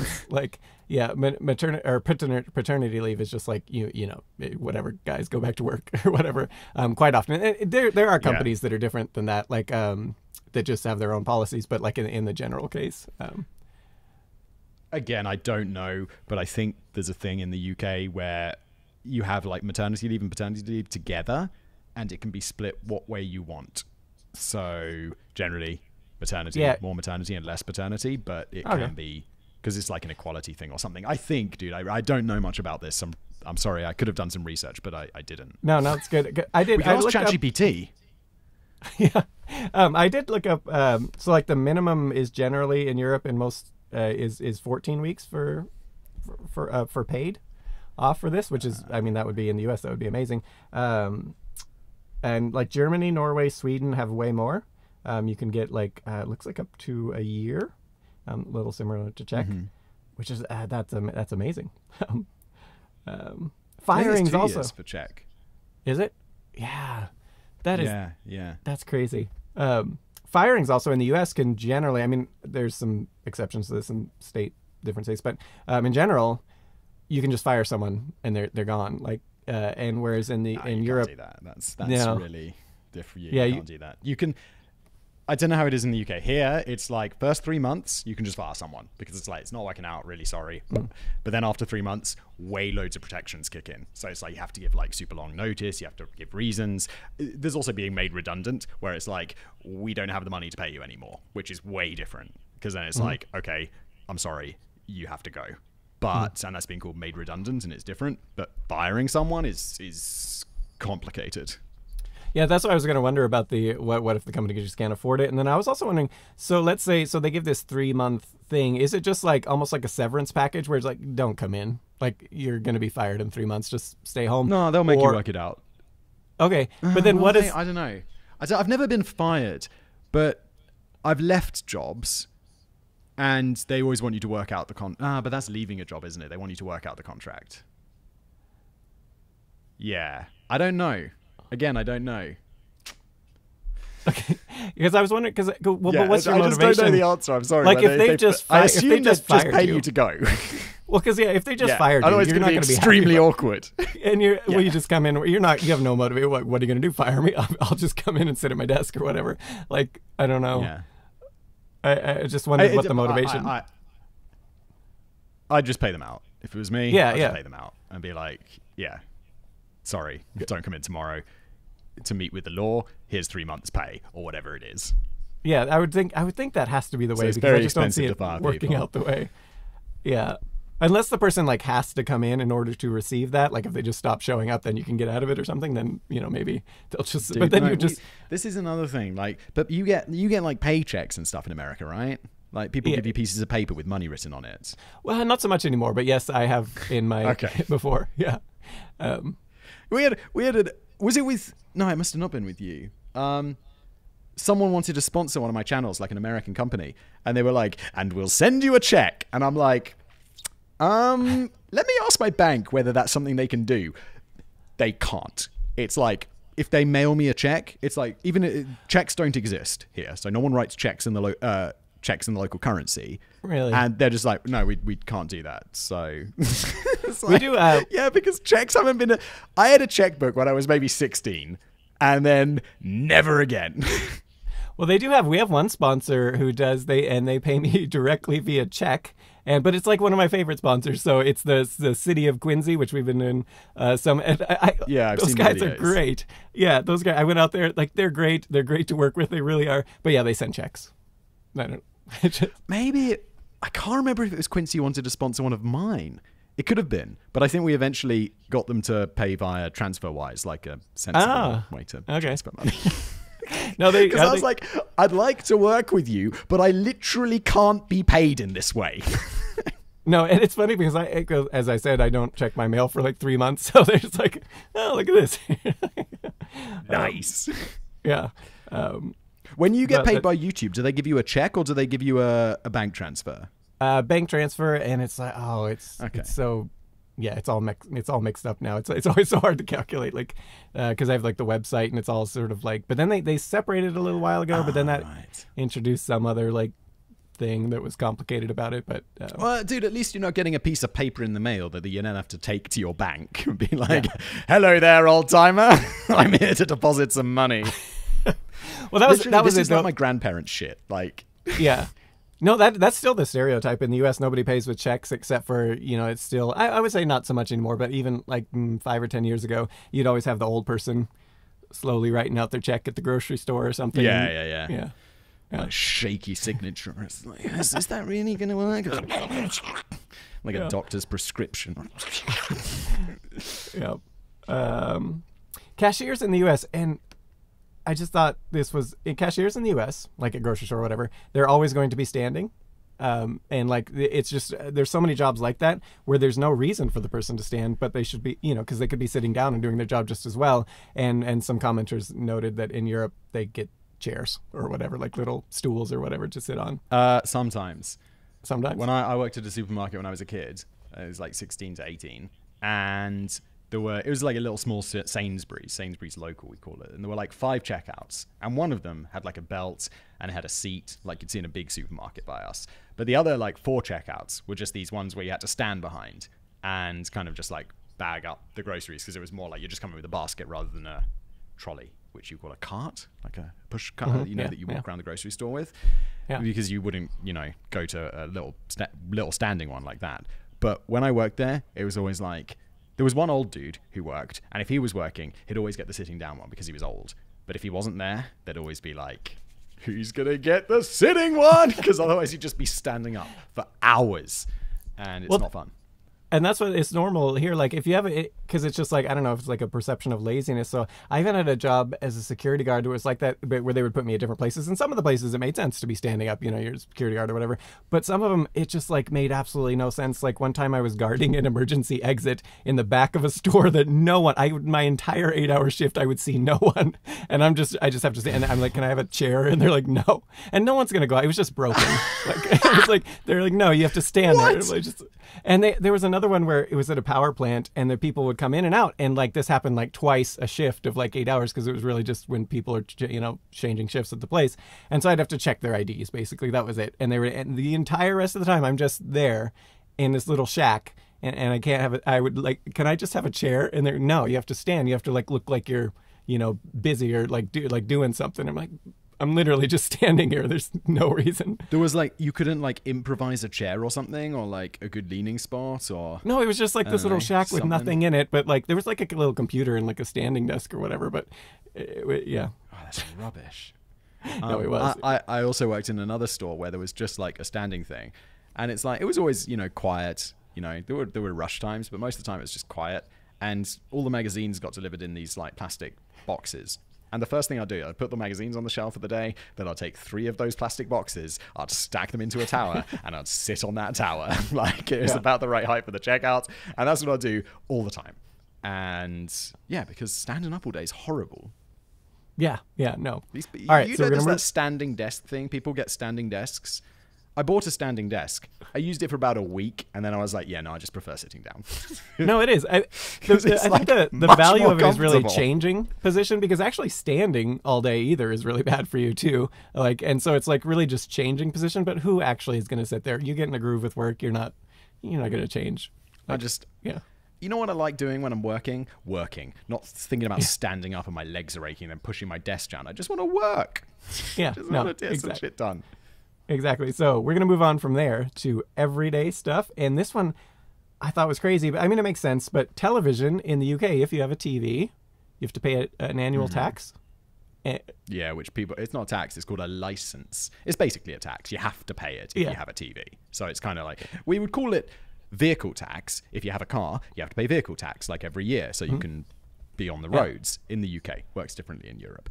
Television, same thing, except we call it a license. I imagine because if it was called a tax, people would be like, abolish it. But yeah, it sucks, but it pays for like the BBC and stuff. So yeah, but then I was wondering how, because some of the people said you don't have to pay it if you're not using that part, like if you're just doing like movies like DVDs or these sorts of things, and YouTube, you don't have to pay it. But how do they tell if you're only using, because isn't it like how they, and someone mentioned on one of them that they actually have like, they can't. That's what I was wondering, because there's like no way, because someone mentioned like, oh, they have like vans or something, and that didn't make any sense. Like, how would even a van parked outside your thing wouldn't be able to tell? I'm pretty sure this is all just intimidation tactics. And even if they come to your door and they say, we'd like to inspect your TV to see if you've got like broadcast, you can be like, no, it's my house. I'm not letting you inside. Come back with a warrant. And by the time they come back with a warrant, you're going to unplug that antenna, haven't you? Like, come on now. Like, no legal advice. I've never had a TV license because I've never had... I had a TV license for 1 year when I lived out of halls at university. But after that, it was kind of like, streaming, and someone who definitely wasn't me, would download stuff from the internet in... very legal ways. So that kind of like the need for a TV license when fast internet came along just became irrelevant. And even today, like where it's like, just I have like 4 streaming services or whatever. I don't have a TV license. They have them here in Czech as well. But here they make you you have to write them a letter, like an honest declaration that you're not using the TV to like watch broadcast television. And it's like, I'm not, never have. but I just have like all the subscription services because it's much better and there's no adverts and you get to choose what you watch when you want. I don't understand why you'd have broadcast TV. Is it per TV or is it like household? No, it's household. Okay. All right. Yeah. Yeah. It's not that bad. When I was a kid, it was like, I think the one I paid was like 120 quid a year or something. So, which you think's cheap, right? You're like, oh, that's quite cheap. But then you're like, wait, that's more expensive than Netflix. Yeah. And I mean, I don't know how many channels it gets you these days, but when I was a kid, it got you 5 channels. When I was really young, it got you 4, and then we got a 5th. It's like, yes, channel 5. And it had CSI, so that was exciting. Yeah, so it seemed like, why would anyone... I don't know. I guess the BBC has some good shows, I guess, so maybe people are incentivized. Yeah, people want BBC.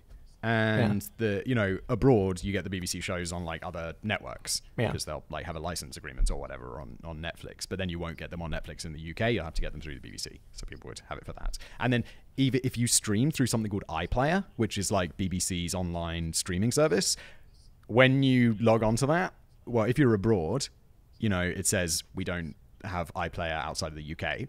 If you're in the UK, it connects and it says, do you like honestly say that you have a TV license because it's required by law to watch BBC iPlayer? It's like yes or no. It's kind of like when you visit an adult site when you're 16 and it's like, are you over 18? Absolutely, my dude. Yeah, 100%. I honestly declare. Speaking of things illegal, so oh God. in the US, episode, am I? No, up into the 1970s.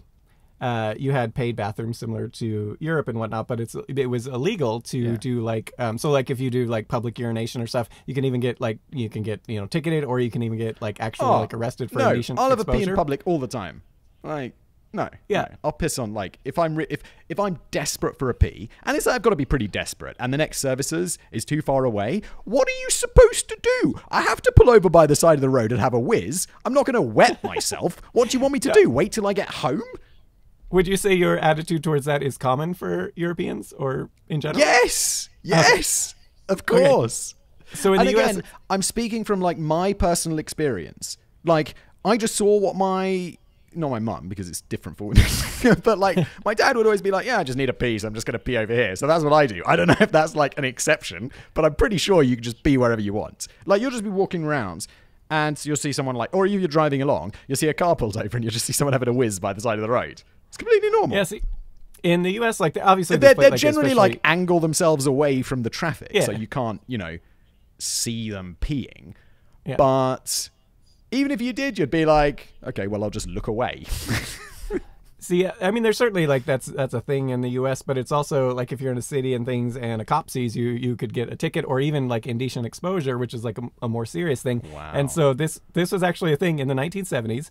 Most public bathrooms were paid. You had to pay for them in the U.S. And then there was 2 groups, the homeless. Did a class action lawsuit against, I think it was New York or something like that, because they weren't allowed to pee. They weren't allowed to just pee anywhere, and they didn't have money to pay for the bathroom. So what are they supposed to do? But they could get a ticket or get arrested for indecent exposure. And then there was a women's group too that sued for similar reasons. It was because it was unfair because men could just kind of pee quickly anywhere, and they couldn't. Yeah. And so it was a what was the lawsuit? I wrote it down somewhere, but. Basically, that was their argument. So they can have there was an argument. It was like sexism thing or whatever, sexually discriminatory, and all that. And so they did a lawsuit. And then there was another organization that came on board. Isn't and this like at the risk of like not sounding woke enough? Isn't this a biological difference? Like, it's not like. Yeah, no, and so that's different for women. Like, I think if my wife was here, I'd be like, "Who's it easier to pee outside, you or me?" She'd be like, "You," and I'd be like, "How do you feel about that?" And she'd be like, "Well, it's biology, isn't it? It's like it's not like a sexism thing, is it?" And that was their exact argument, was that the pay toilets were discriminatory because men could just very easily, whereas women could not very easily just anywhere. Oh, I see. Sorry, I misunderstood. No, I understand that legal argument. That's interesting.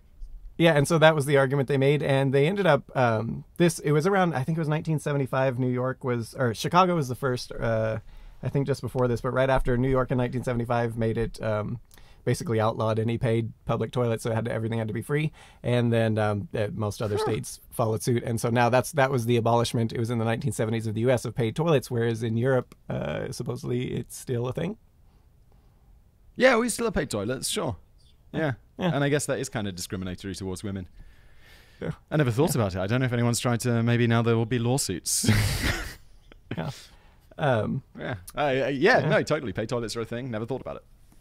Yeah. No, that's odd. Here, that would not be a thing. Well, and one of the arguments too was that it helps pay for because usually those public toilets are the state or whatever funds them, and so they if there's a toilet where you're not paying, it's usually pretty grotty. But if there's a toilet where you're paying, it's usually super nice.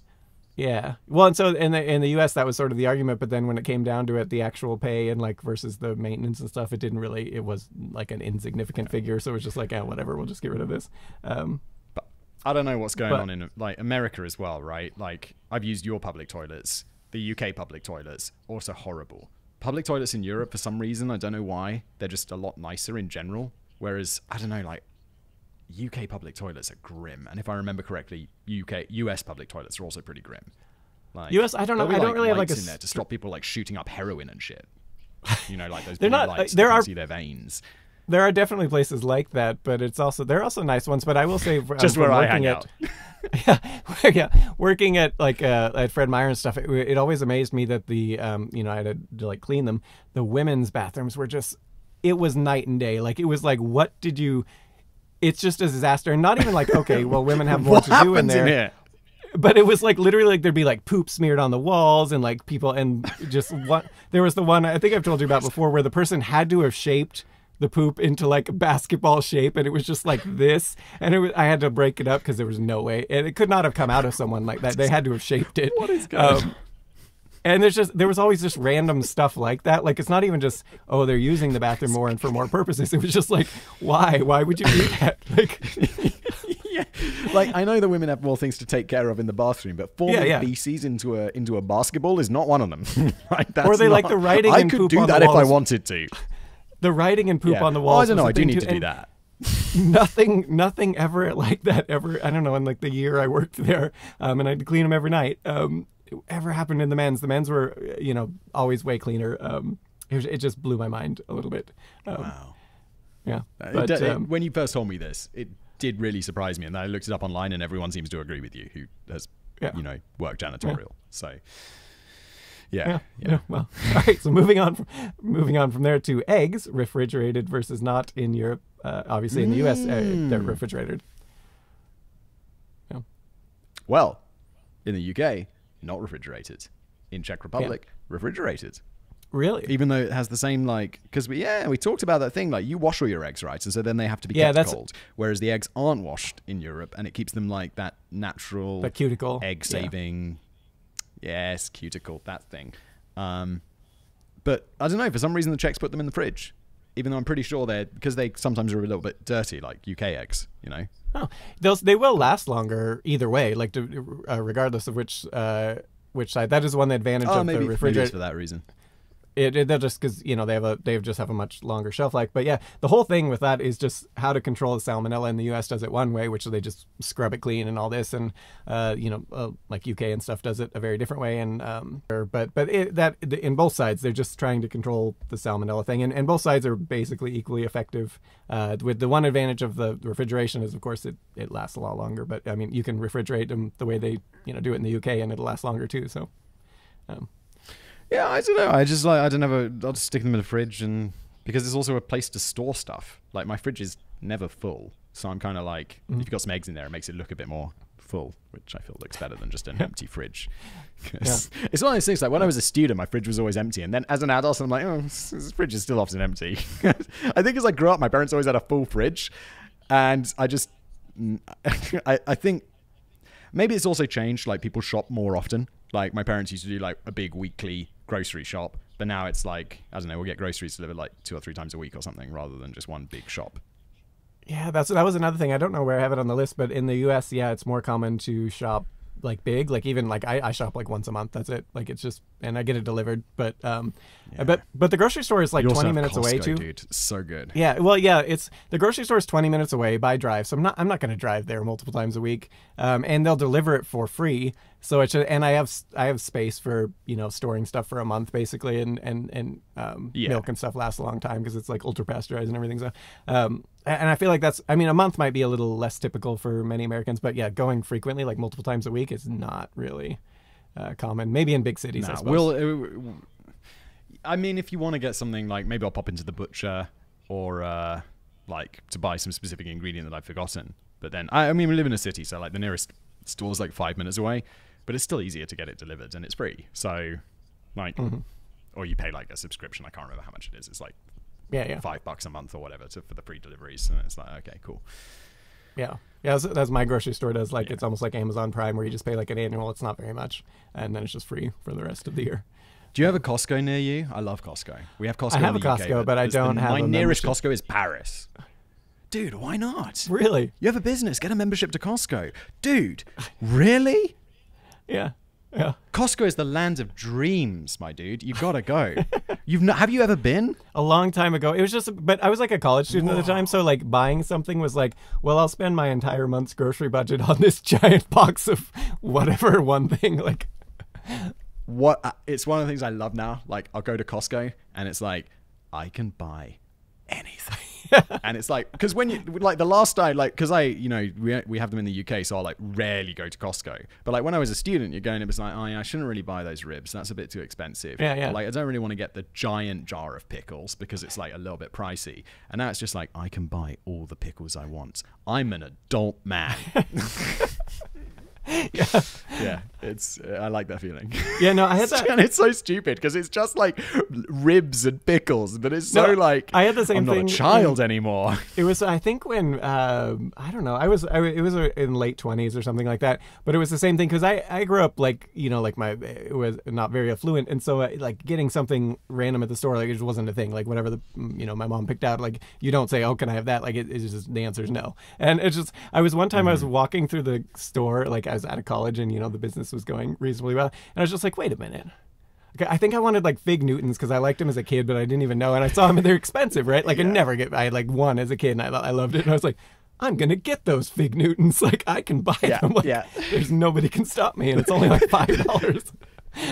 There is that moment when you become an adult, isn't it? And you just go to the store. It's like the supermarket. It's just like, I can buy any. I still try to revel in that joy of being able to go in and be like, now it's like, I feel there was a sweet spot from my like late 20s to early 30s where I had some money and I wasn't able to get fat, and it would just be like, I can go into KFC and I can buy, I don't have to think about what I'm going to buy for any reason. I can just enjoy it. And now it's like, I can still buy whatever I want at KFC, but I'm like, yeah, but I shouldn't because now I can put on weight, which is deeply unfortunate.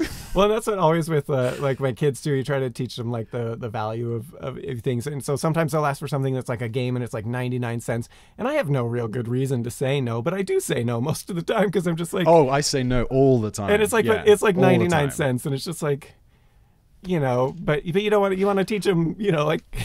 You don't want to like spoil them, basically. And I know it's stupid because it's just 99 cents or whatever. My kids will always be like, oh, can you get this, extra thing on their tablet or whatever, or the app, or like, can we get a lolly? And I'm always like, no, you already had one lolly today. Yeah. Even though it's a lolly, it's like literally like 20 cents or whatever. Yeah. And because I feel it's, I don't know, if you just buy your kids whatever they want all the time, then they're going to end up like dickheads. Absolutely. Yes. Like, just to put it simply, I think you're going to spoil them and they're going to be dicks. Because then they're going to, one day, they're going to have a boss and they're going to be like, can I leave early on Friday? And the boss is going to say no. And they're going to be like, but I want to. Which is not going to work well. And it's like, it's not like they really understand money. So you could just be like, no, well, that's a lot of money. And they'll be like, okay, Dad. Yeah, I do that all the time. It's like 20p. Yeah. All right, so my daughter, she's just getting to the stage where she understands that I go to work and she thinks I go to work and collect money. Which is kind of true. But I think she thinks I physically get it. Yeah. Like I drive somewhere where I go to pick it up and then I don't do anything else the rest of the day. I'm just collecting money. At least you get to go someplace, because ever since COVID, I got rid of my like main office. I just work from home. And my kids are like, one time, it wasn't even that long ago. They were like, but you don't work. I'm like, I work literally all the time. Like, but I'm here. They just don't. How old are your kids? Remind me. They're older than mine, right? Yeah, no, 9 and stuff, 9 and under. And but they see me on my computer. But for all they know, I'm playing with my tablet. You know, like it's for them, I'm just playing on my tablet all day. You know, like no, I'm literally working the whole time. And we've had this talk because they were just like, you don't work. I'm like, it's like all the time. You're a man of leisure, Dad. The money just comes. I know. Like, I don't go anywhere. I just sit at home and play on my tablet all day. Yeah, I think it is useful for me to leave. We are well off topic. We're just having a chat about kids. I'm sorry. I have a tendency for this. Please take us back, as people who watch some of my other channels know. We'll go off on it. Yeah. Because everyone, I have to go. I gotta gym. Like, speaking of, dude, literally, it was like, I think it was 35, and I was just continuing to eat what I want all the time, and I was like, oh, this isn't working out like before. And then I went to my doctor, you know, for my yearly medical checkup, and he put me on those statins for my cholesterol and stuff, and we was like, and it's like, I never was like overweight, but he's like, you've definitely put on weight since your last medical. And I was like, yeah, I guess so. It never really, it was one of those things where it's like, you know, there's a big difference between looking good with your t-shirt on and your t-shirt off. And I don't think it had ever really broken through the t-shirt barrier, you know, where it's like just hidden under like a t-shirt. And then my doctor was like, you could use some more exercise. And I really suck at exercise. So I have a trainer and I go to the gym and he, you know, it's like, push it, let's go. And I'm like, dude, it works amazing, because in the rest of my life, like, I don't have a boss. I don't need someone telling me what to do. I just go and get it done, except for exercise, where I really need someone to tell me what to do. And that's a long way of saying that I have a hard out today. So it would be good if we could split it into two. Sorry. No, that will work amazingly well. Yeah, we can just stop right there for the day then. So would you say it is accurate, we're going to move on to dress now, would you say it is accurate that Europeans dress a lot nicer in day-to-day than Americans? Would you say that people from New York dress a lot better than people from Idaho? Is Idaho or like somewhere, I'm imagining somewhere like in the Midwest where there's lots of farmers. I wanted to say yes, but then I don't know, like I feel like it depends on, you know, I guess New York's quite diverse within itself. It's one of those. But this is kind of my point. Europe's pretty diverse. Yeah. Like the people in Croatia are going to dress a whole lot different from the people in Spain and in the UK and in Norway. Yeah, like, and so that's what I was kind of wondering do you have your own like, you know, Texas, like in Europe? Like that just like... Wait, how do people dress in Texas? So this is what I was actually like cowboy hats and stuff. We did have people wearing like cowboy hats. That's very American, but like... So... Europe has this incredibly diverse thing. Is there such a thing as like European rednecks? Is that like a thing, or is that uniquely American?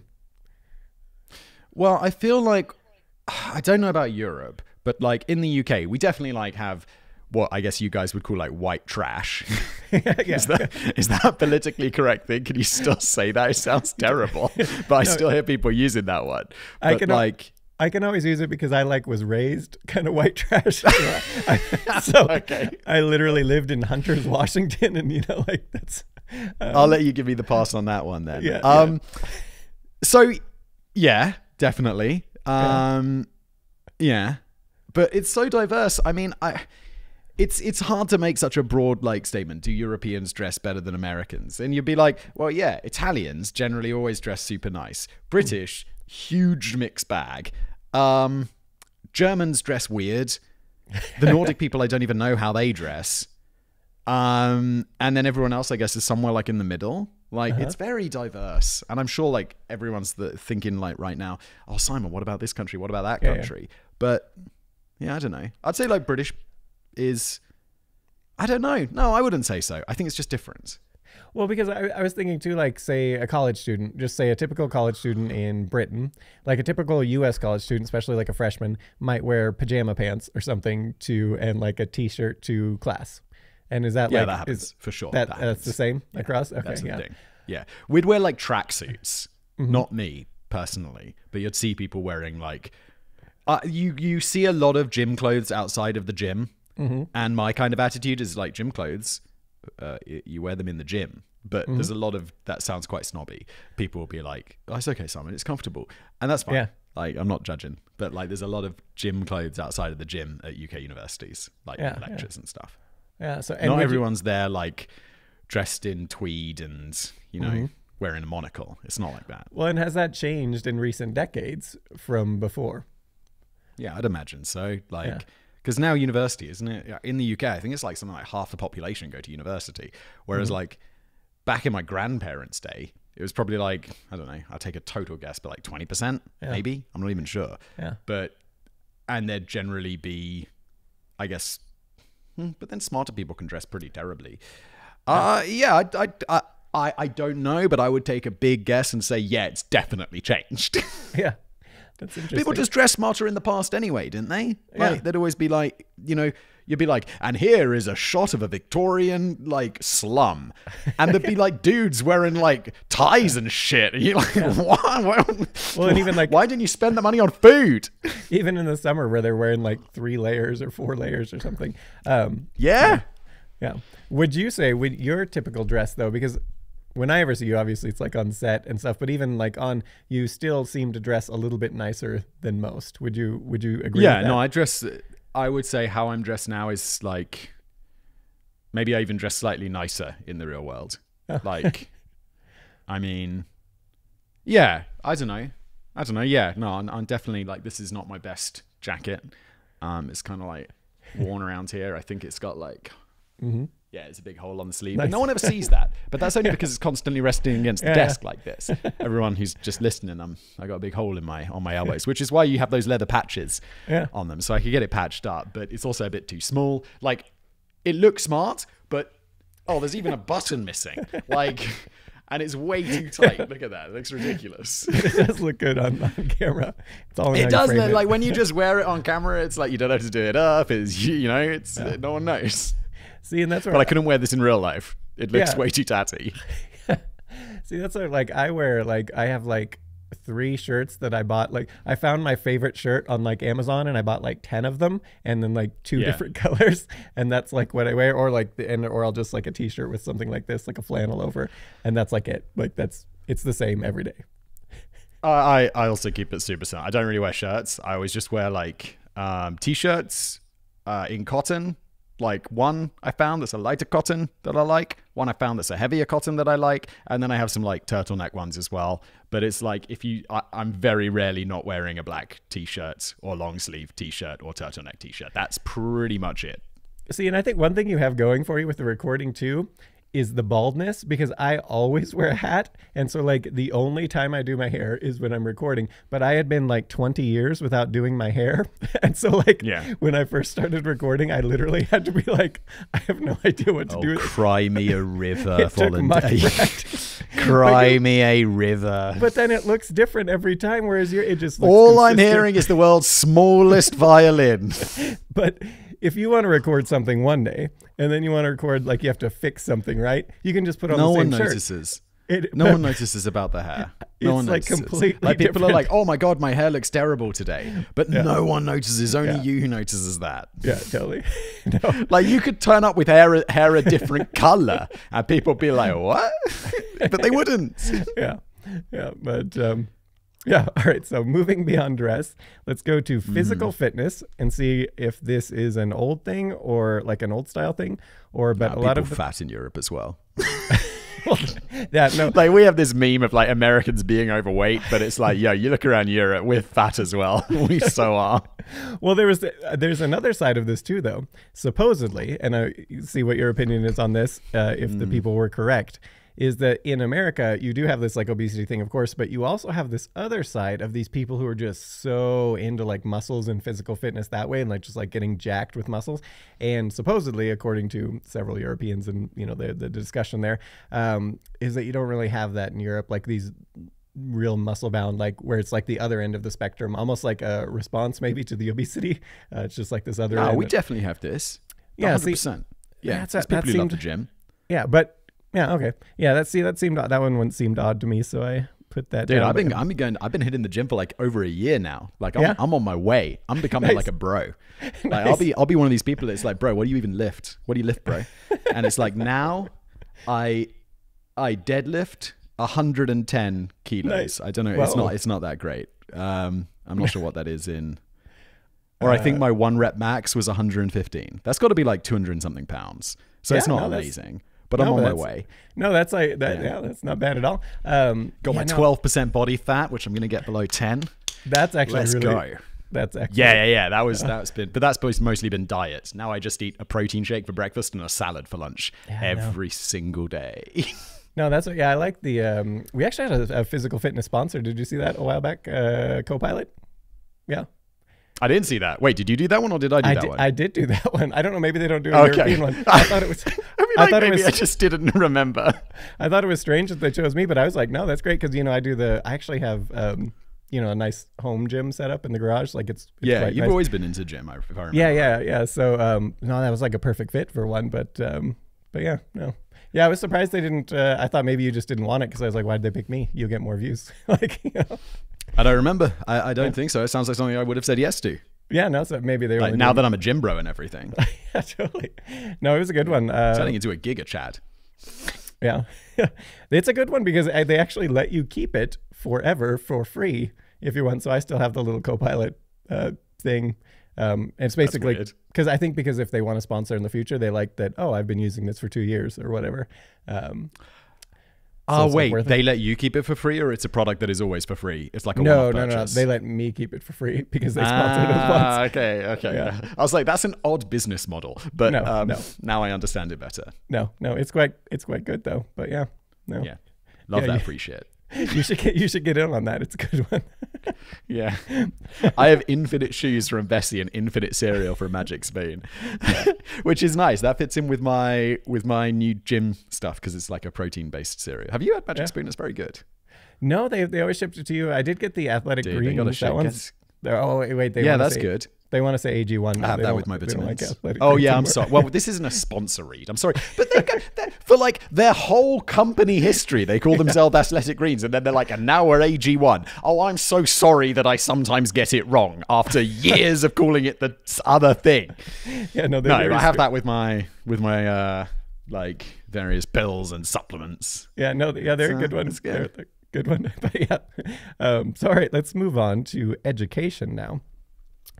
So is it true that, would you say in most European countries, or the majority, can you go to college for free? Is that Yeah, I would say yes. Europe, no. UK, you have to Really? pay in the UK. Yeah, it's interesting because it's changed quite a lot.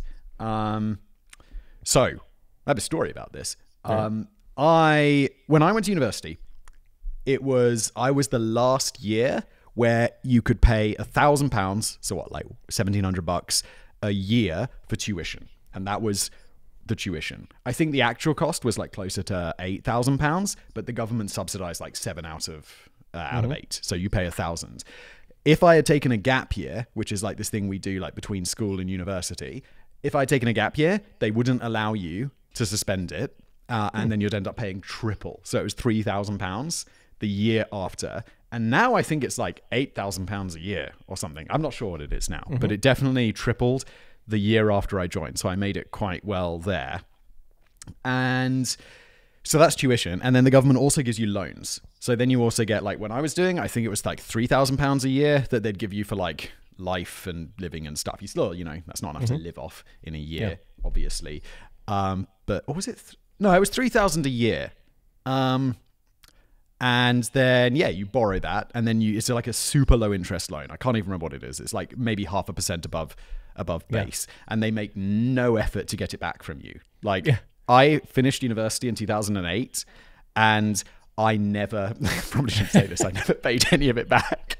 But then I started making some money, and I was like, I should probably pay that back just out of like, I wouldn't call it moral obligation. I'm not that moral. I don't really give a shit. But I was like, just for peace of mind or whatever.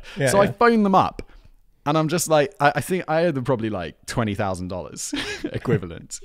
And so I'm like, okay, I got a bit of money, you know, should probably, you know, do my part. So I phone them up. I'm on hold for an hour and all I want to do is give them 20 grand.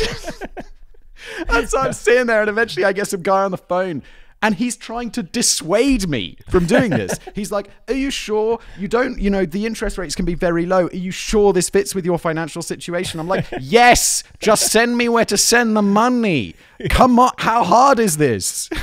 And so now I don't have any student loans anymore. But That's nice. That's like, it's sort of I similar. did feel quite gangster phoning them up. And then Yeah. it was just like the least gangster conversation ever because I was just like, I just want to pay the whole thing off. And they're like, are you sure? Like, you don't have to. And I'm like, yeah, just send me the account number. See, the U.S. is like somewhat similar, although they do require that you make payments. But you can pretty much anytime, if it's through the government, you can pretty much anytime just say like, I can't make the payments now, and they're just like, okay, like you know. And it's a similar where the interest rate is like below inflation some of the times, and so it's just like. Yeah, so it's like I've had this like same thing where it's just been what is like 20 years where it just pays and it just kind of like pays the interest, but it's like so low, like it is like a low amount for most, and it's just like. But then during COVID, they had like 2 years where they paused the interest. So for the first time ever, I actually was making progress because I just kept the payments even though I didn't have to. I just kept them going, so it like actually made progress. But it's like that too, where it's like such a low amount. But the total amount, I think mine is like, you know, like something like 30,000 or something. And so the total amount is like, no, I would feel that, you know, like, but the monthly amount is just like, you know, like that's like going out to dinner a couple times, you know, like. What happens when you die? Yeah, I don't know. That's What is the debts when you die? I never really thought about that. Yeah, Do your debts pass on to the people you leave money to? If you're just like massively in debt and you're like, hey, so come to the reading of the will. Turns out now you're massively in debt. Woo! I know there was a time in the U.S. history where that was a thing and then they passed some laws to stop it. But I don't know. I feel like there's a couple exceptions where something that can be passed on. But I feel medical debt. Have we made a video about this? Because I feel like medical debt is something that can be passed on because otherwise the hospitals would be like, no, we're not treating you because we know you're going to die in like 3 months. Yeah. So then we're just not going to get our money back. So there was some exemption made for like medical bills, which makes sense, but is also fucking horrible. We're going to get into some of the medical stuff. I actually have a good example here for diabetics in the U.S. where it's just like, you better be rich or you're going to die. Like, that's just how That's it is. pretty fucked up. Yeah, it really is. Okay, so we are going to talk about healthcare. We're going to talk about that. Okay. Yeah, we're going to get to that. But going to the education thing, I feel like Europe or most of the Europe does it so much better because, okay, so we fund K through 12 or whatever, and that's great. Everybody agrees that's like a great thing for society. Everybody benefits. Dude, ages. I have no idea what K through 12 means. So by the time you're like, 7 to 18, you go to school, it's free. Okay. You know, public schools. Obviously, there's private schools you can go to if you want, but most people, public schools. Everybody agrees that's good for everyone, even the people who don't have kids, because now we have a whole generally educated mass of people, and that's just good for society. But college, it's the same thing. Like, what if we now have an extra skilled set of people, and the cost to the government would not even be like that bad, especially, and some of the universities, I was looking at some of the endowments some of these universities have in the U.S. So Stanford like has Harvard's endowment and stuff. It's wild. Yeah, it's Stanford's like tens of billions, right? Yeah, Stanford's at 37, Harvard's at 50. What's this one? I didn't write down who it was. Somebody was at 23 billion. Oh, MIT is at 23 billion. Duke at 11 billion. And you look their interest rate alone and the number of students, you're like, do they really need that money? Like, and that's not even like talking about like the government funding, but I just feel as if like the European way, yes, you could probably have these universities like your Stanfords, MITs, like these, maybe make them private, you know, like, or whatever, but have some for just everyone because it just benefits everyone. And I just feel like it works out. Especially as you've moved into like a much more service-based economy. Like 50 years ago, sure, there was more like mining and manufacturing. But now it's like everyone's just doing services because not that much mining and manufacturing happens compared to so many decades ago. But then again, the number of people who go to university has increased, at least in the UK. Yeah. That must be true in America as well? I believe so, but also the cost has been like skyrocketing, and like it's where, And that also, you kind of bring up maybe the lower end. I mean, obviously there's government grants and things like that but you kind of bring up the lower end of society, which is also really good because, you know, like you want to bring up the impoverished because then you have their children, you know, more skilled and whatnot. It's just good for everybody. I just feel like it's a no-brainer. And like, why does everyone say, you know, 7 through 18 is okay to pay for? We're not going to pay for those last 4 years, like when they actually learn the skill. And I feel like a part of it too, in the olden days, you had high school education was good enough to like get a good job if you wanted, you know, like you say, like manufacturing and stuff, or trade or something. But nowadays it's just not. So I don't know.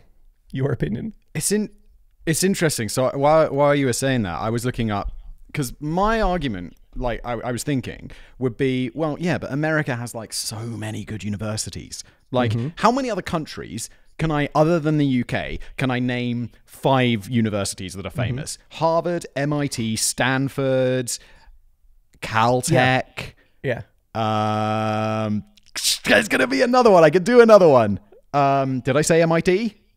I said MIT. Whatever. I can't remember. Yeah. If I thought about it, like I could name like big American universities. And so I thought, well, maybe it's because they're better. And so I looked up this ranking of the world's top universities, kind of thinking, well, shit, the US is just going to dominate.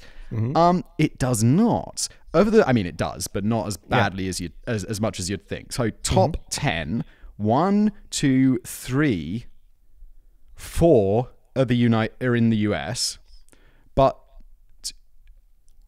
4 are also in the UK. And then there's Switzerland and Singapore as the other 2, which is kind of crazy because UK university ain't that expensive compared to like American university. Yeah. And certainly like going to Harvard or something is going to cost you a lot more than going to Cambridge, right? Do you want to know what the top university is? Can you guess? You could probably guess. In the world? Well, you'd think. In the world. Yeah, these are global. Ooh, that's a tough one. It's actually not what I thought it was, but it's definitely one of the ones you would think it was. Like if you guessed 3, it would definitely be there. US based or world? Yeah, it's US based. Number 1 is US based. Follow 2 and 3 are UK. I'll go with Stanford. No, Stanford is number 5. It's MIT. MIT, followed by Cambridge, Oxford, Harvard, Stanford, Imperial College London, the Swiss Federal Institute of Technology, Singapore National University, and then UCL and Berkeley. Interesting, right? Yeah. But if you look at like the top 100 universities, there are a lot of US in there and whatnot. So it is like the counter argument is maybe the US is just better. There's more money for research and stuff. So they're more on the cutting edge, which was one of the arguments. But it doesn't appear to be actually the case, like from what you're saying. Like, it doesn't seem to be the case. Like I'm scrolling through this, and US makes a lot of entries, but so does the UK. Yeah, no. Interesting. Like UK is so dominant. I'm kind of surprised by that.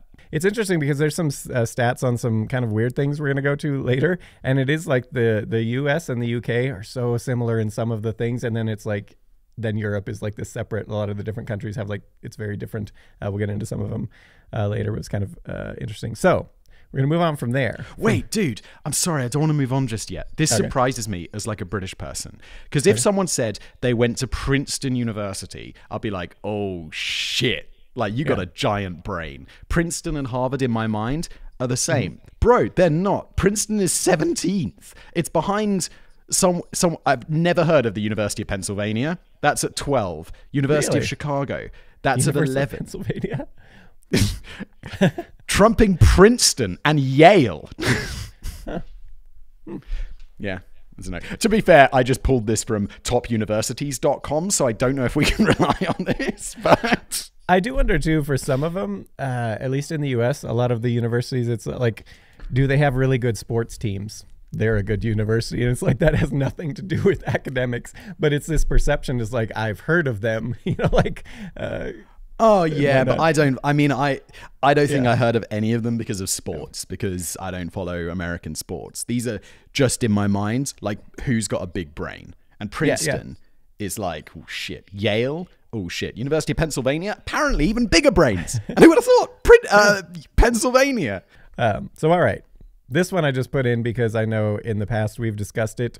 Your internet just crushes our internet. Like it's not even It's not even a competition. You win It's on not a price, comp, no. on speed. Especially price. The price. There was one, I don't remember. When we first started, I know you got a lot fancier now, but it was something ridiculous. One, I think you were like, it comes free with you always get it free or whatever with your place when you rent or something like that. And then you were like, or it's like $10. It's just like, yeah, it's really cheap. I think now I have like very, very fast internet, Yeah. and obviously prices have changed in the last however many years. But I think I pay like $20, $25 a month for 1 gig down and 50 megabits per second up. But that's only because it's not a fiber line. If it was a fiber line, it would be one up, one down, and it would be like $30, $40. See, they're right there. It's gotten so much better in the US. I would say when we first started with this, I would have paid, like it was much more of a discrepancy, but it's still like, I think I pay like 140 for like 700 megabits and then 25 up or something. Crazy. Yeah. Crazy. But as the Y on the internet, I think the interesting part of the Y seemed to be like in the US, you have these, certain entities that just like, this is my area for like super high speed. And it's gotten a little better there, but it's still not. Little monopolies. It's still not good, but it's just like, so they can kind of set the price. Whereas in Europe, my impression is that in most countries, it's just like people can bid, like the government owns the lines. Is that generally true in most countries? No, I think if I remember correctly, and I might be entirely wrong here, is how it works is the government will award a contract to a specific company to build like the cell towers, but then they still have to like rent out those cell towers to other companies like as part of the deal. But something like that. Because there's loads of networks. You can choose. There's a couple places where I used to live and it was like 2 miles away from where the city got a grant from the government, and so they could do the lines, and then they would just lease it out to any company. You want to start an internet company? Here you go. You can use our lines. And so the price of it was very European prices and speeds in this, and it was like the middle of nowhere, but they just it was like a rural, like government grant to try to help internet in places where there's nobody. But I was so close to it. It was just like right there. But yeah, it was similar. This is the perfect blend of like free market and government intervention. It's like the government facilitates the free market, and then it's like, okay, cool, now everything's great and the prices are low. Yeah. Yeah. No, it's good. Day fine system. I thought, and I'm sure this isn't true, I don't know like how many countries, but there was at least a couple I saw.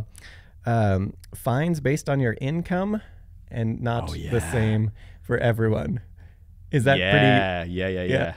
This is new. This is, you mean for like traffic offenses? Yeah.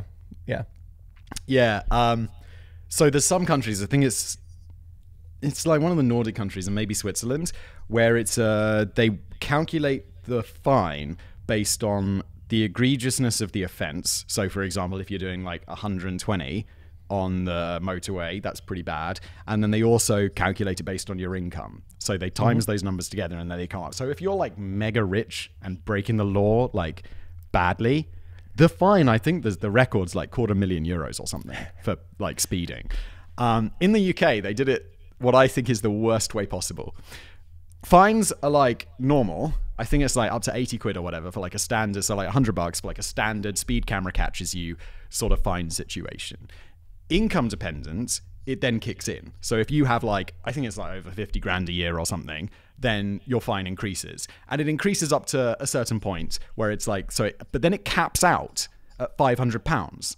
So essentially, you've just created a fine system that screws the middle class. You've just created something that the poor people don't get screwed over, great, but also the super rich people, they're just like, yeah, fuck it. What's the difference between £80 and 500? I'm rich. Yeah. Like, who gives a shit?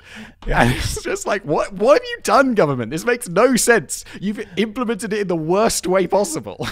All right. So not that I mind. I'd like it to be capped at 500. Thank you very much. But like, it's stupid. Yeah, no, it is. Yeah. So shoehorns. I know this one just was maybe a Germany thing, but I just thought it was interesting that everyone has shoehorns. Yeah, shoehorns are awesome. Wait, you don't have shoehorns? No, I've never seen anyone with a shoehorn. But I watched I gotta get you a shoehorn. It's awesome. You just slip your shoes on and then you use the horn and it slides. And you don't damage the backs of your shoes like with your feet.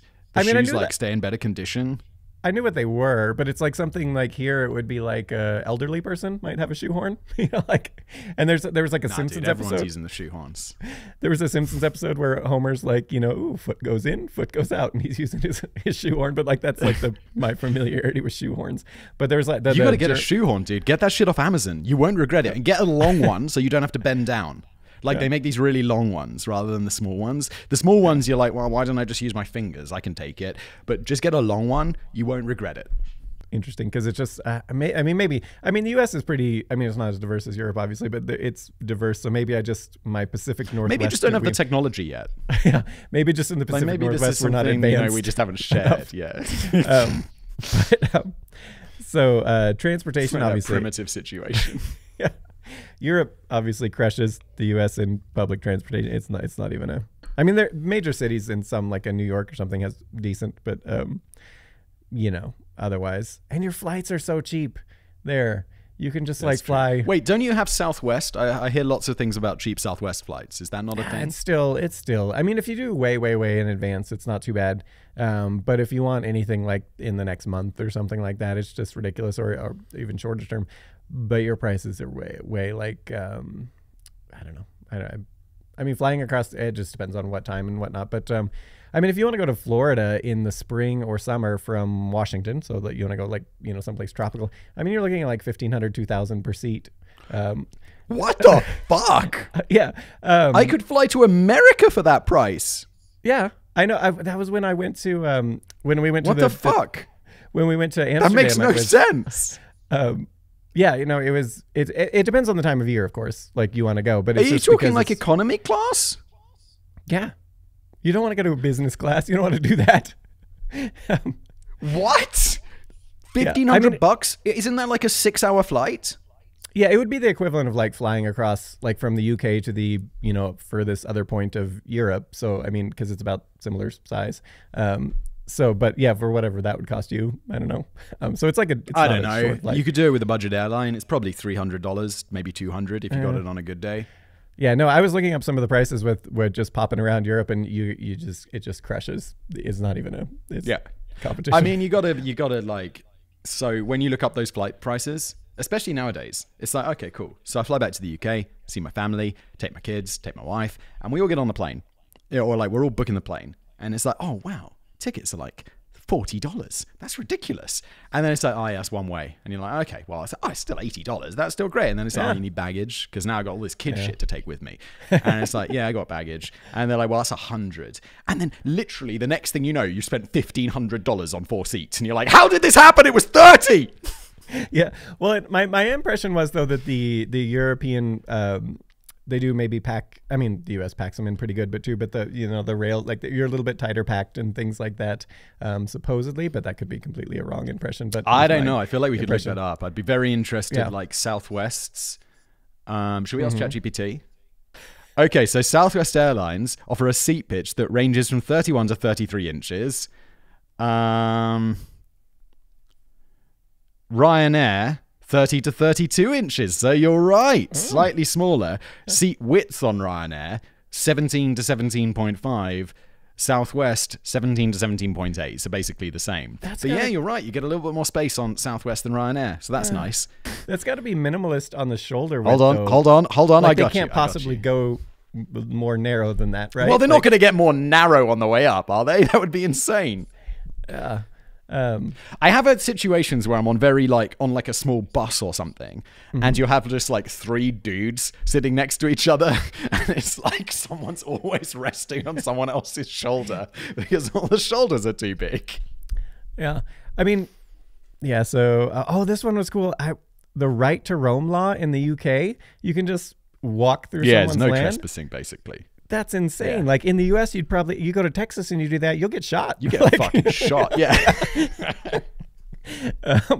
Yeah, I was reading something about people taking road trips, like in like off-road vehicles in the US, and they're like, how do you guys avoid accidentally going on someone's land? And do you pack heat? And I'm like, what the fuck's going on? Like, the first response is like, guns out, boys. And just so we're not just making fun of Texas, in Hunters, Washington, where I grew up, you come on someone's property like that and try to walk through, and they're going to get their guns out. And I mean, they're not going to shoot you for real, but they're going to get their guns out just so you can see them. You know, like, just get off my property. Like, yeah. Yeah, no, that's you can wander around. You can wander around. Also, insane. there's always this thing like trespassers will be prosecuted, and it's like trespassing isn't even a crime; it's a civil offense, so they could sue you. But then it's like, for what? You've not caused any damage. So where's the limit on this? So let's say you just have like a garden in the backyard that's a small thing in the UK. And if someone just walks through your backyard, or is it more like fields? Dude, we used to have 3 homeless people just living in our garden because of this law. Nah, that's not true. There's limits. I'm not sure how it works, but it's just there's definitely like lines. And if that was if like someone starts camping in your garden or on your farm, you're gonna be like, "Oi, fuck off!" That just they will have to. Brought me to mind like the Harry Potter where they're chucking the gnomes out of the back garden. So I just pictured like your family, and I gotta kick out the homeless people, like just chucking them over the wall. This is not going to surprise you at all, but I haven't seen Harry Potter. Okay, I mean, I saw the first one. But no, so but that's so weird because especially like if it was a farm field. Like I can see that, like that makes more sense. The maybe places in the U.S. it doesn't quite make as much sense. That it's so like that's generally what it applies to. It'll be like if you're in a big park and you're walking, you can cross someone's land. Like if you're in someone's garden, I don't think that's okay. I don't know what the law is, but I've never had any complexities around it. It's always just been like, you know what's right and you know what's not right. Yeah, like it's just more of an etiquette thing maybe than a law thing necessarily. But I would say, yeah. Yeah, no, I just thought that was crazy. Just that, that's very different. Different. On the U.S. side, like on the transportation, the general transportation, I feel like the distances, like it was insane because even I didn't realize the longest highway in the UK is 424,000 Ariana Grandes. Let me guess. Go on. 670 kilometers. Is it the M4? I don't know. I didn't write down the name, but it's only 600. It's only 670, and that the longest highway in the U.S. is over 8 times that length. Of course it is. The UK's really big. Oh, it's the M6, not the M4. Sorry. Yeah. So like, one time this was the craziest one. So like I live in Bellingham. It was in college, and I was gonna go to Disneyland in California, Southern California. So it's like the entire distance of the U.S. Oh, basically. okay. Sorry, I was thinking Florida. That's on the same side. No, yeah, it's on the same side. But it was. See, what was it? 1,700 kilometers. So my directions, I punch it into the GPS, and it says get on I-5, head south. Go 1.1 million Ariana Grandes and then get off, and that's right there. Like there's no other. It's a one road the entire way. That's insane.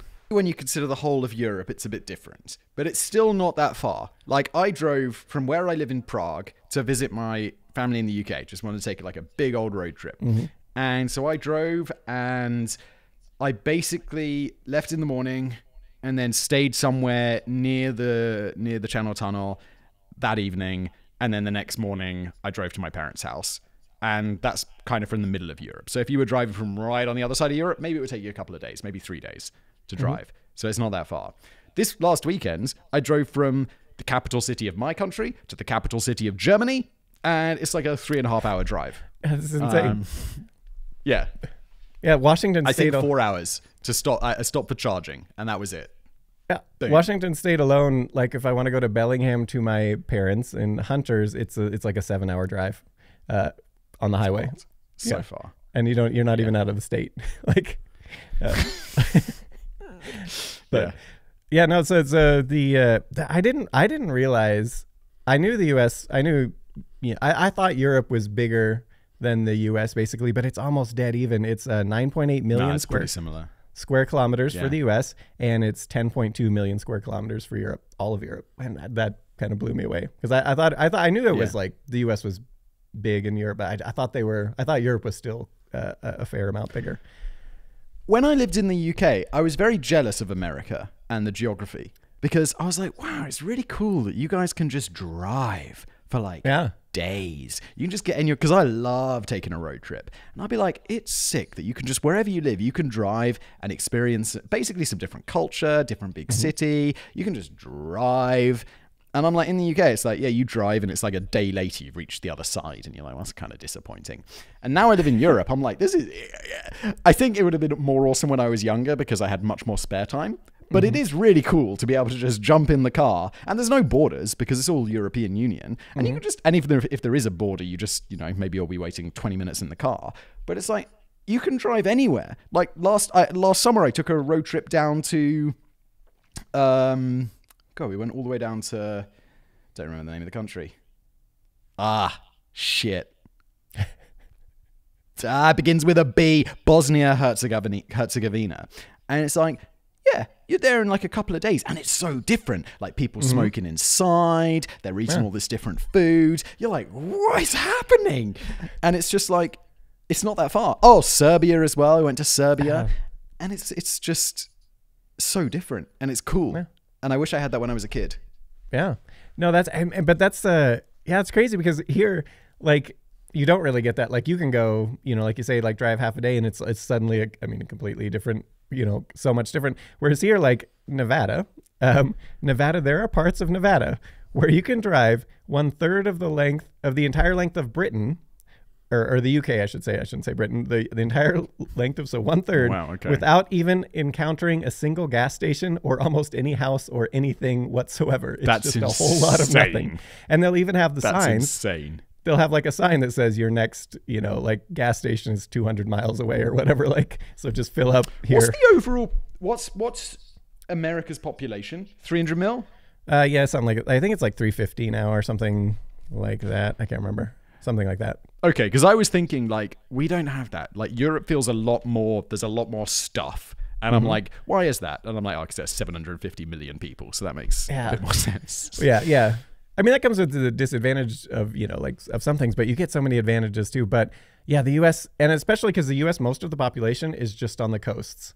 Everything in the middle is just, there's a whole lot of nothing. Like, whereas Europe is way more evenly distributed.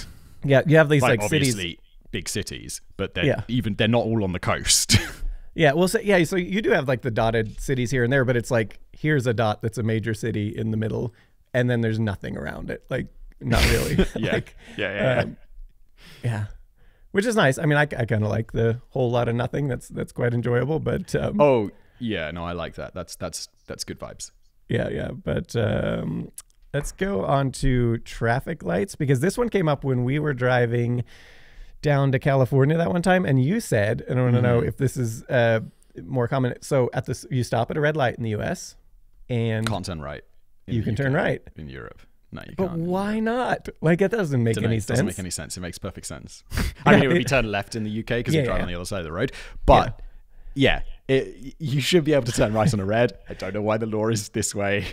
Yeah. But there'll sometimes be a sign, I think, which indicates that you can turn right on red, but it's very rare. Yeah, that's weird because, I mean, you stop, you look, no one's coming, go. Like, what's the... Yep. No. There was one... Yep, you got it right on this one. Nice. There was one in Switzerland I thought was weird. So they have, you normally have, or at least in the US, you have the yellow light when it's about to turn red. So it tells you, maybe you need to slow down, maybe you need to go to get through it. We have it the other way as well. In Switzerland, they do it both ways. And do you also do it both ways? Yeah, we do it both ways. It's almost always, it's always both ways. It lets you know that you're almost ready to go. Okay, but dude, it makes sense. Because so much of traffic flow being disrupted by traffic lights is not really the traffic lights themselves. It's this slow, like, first person goes, second person goes, third person goes. Yeah. If everyone's paying attention and the light goes green, everyone can theoretically move off at the same time. Yeah. Okay, but here's my one question. If it turns yellow when it's about to turn green, if no one is coming, do people have a tendency to just go? You can see. It's quick. You don't... Okay. No. What do you mean? Wait, sorry, I think I misunderstood you. So if it's about to turn green, so it turns yellow, but it's about to turn green. If people see it's turned yellow and they know it's going to turn, do they just go if no one's coming? Like if they're just looking, no one's coming, or do they wait? Do you have to wait till the green? You wait for it to be green. But do people if there's a camera, you'll get a ticket. Okay, because I would in the U.S. Yeah. the second it turned yellow to be green, if no one's coming, people are going. I guarantee it. Like, We have red light cameras, so they'll like at a lot Yeah. of places, so they'll get you if that happens. I misunderstood you thinking, how do people know whether it's yellow from starting or going? And I'm thinking now. Oh, that's true. I think how it works, and it's insane that I don't know this, considering how many fucking traffic lights I've looked at in my life. Yeah. But I think when it's stopping, it's yellow, it's green.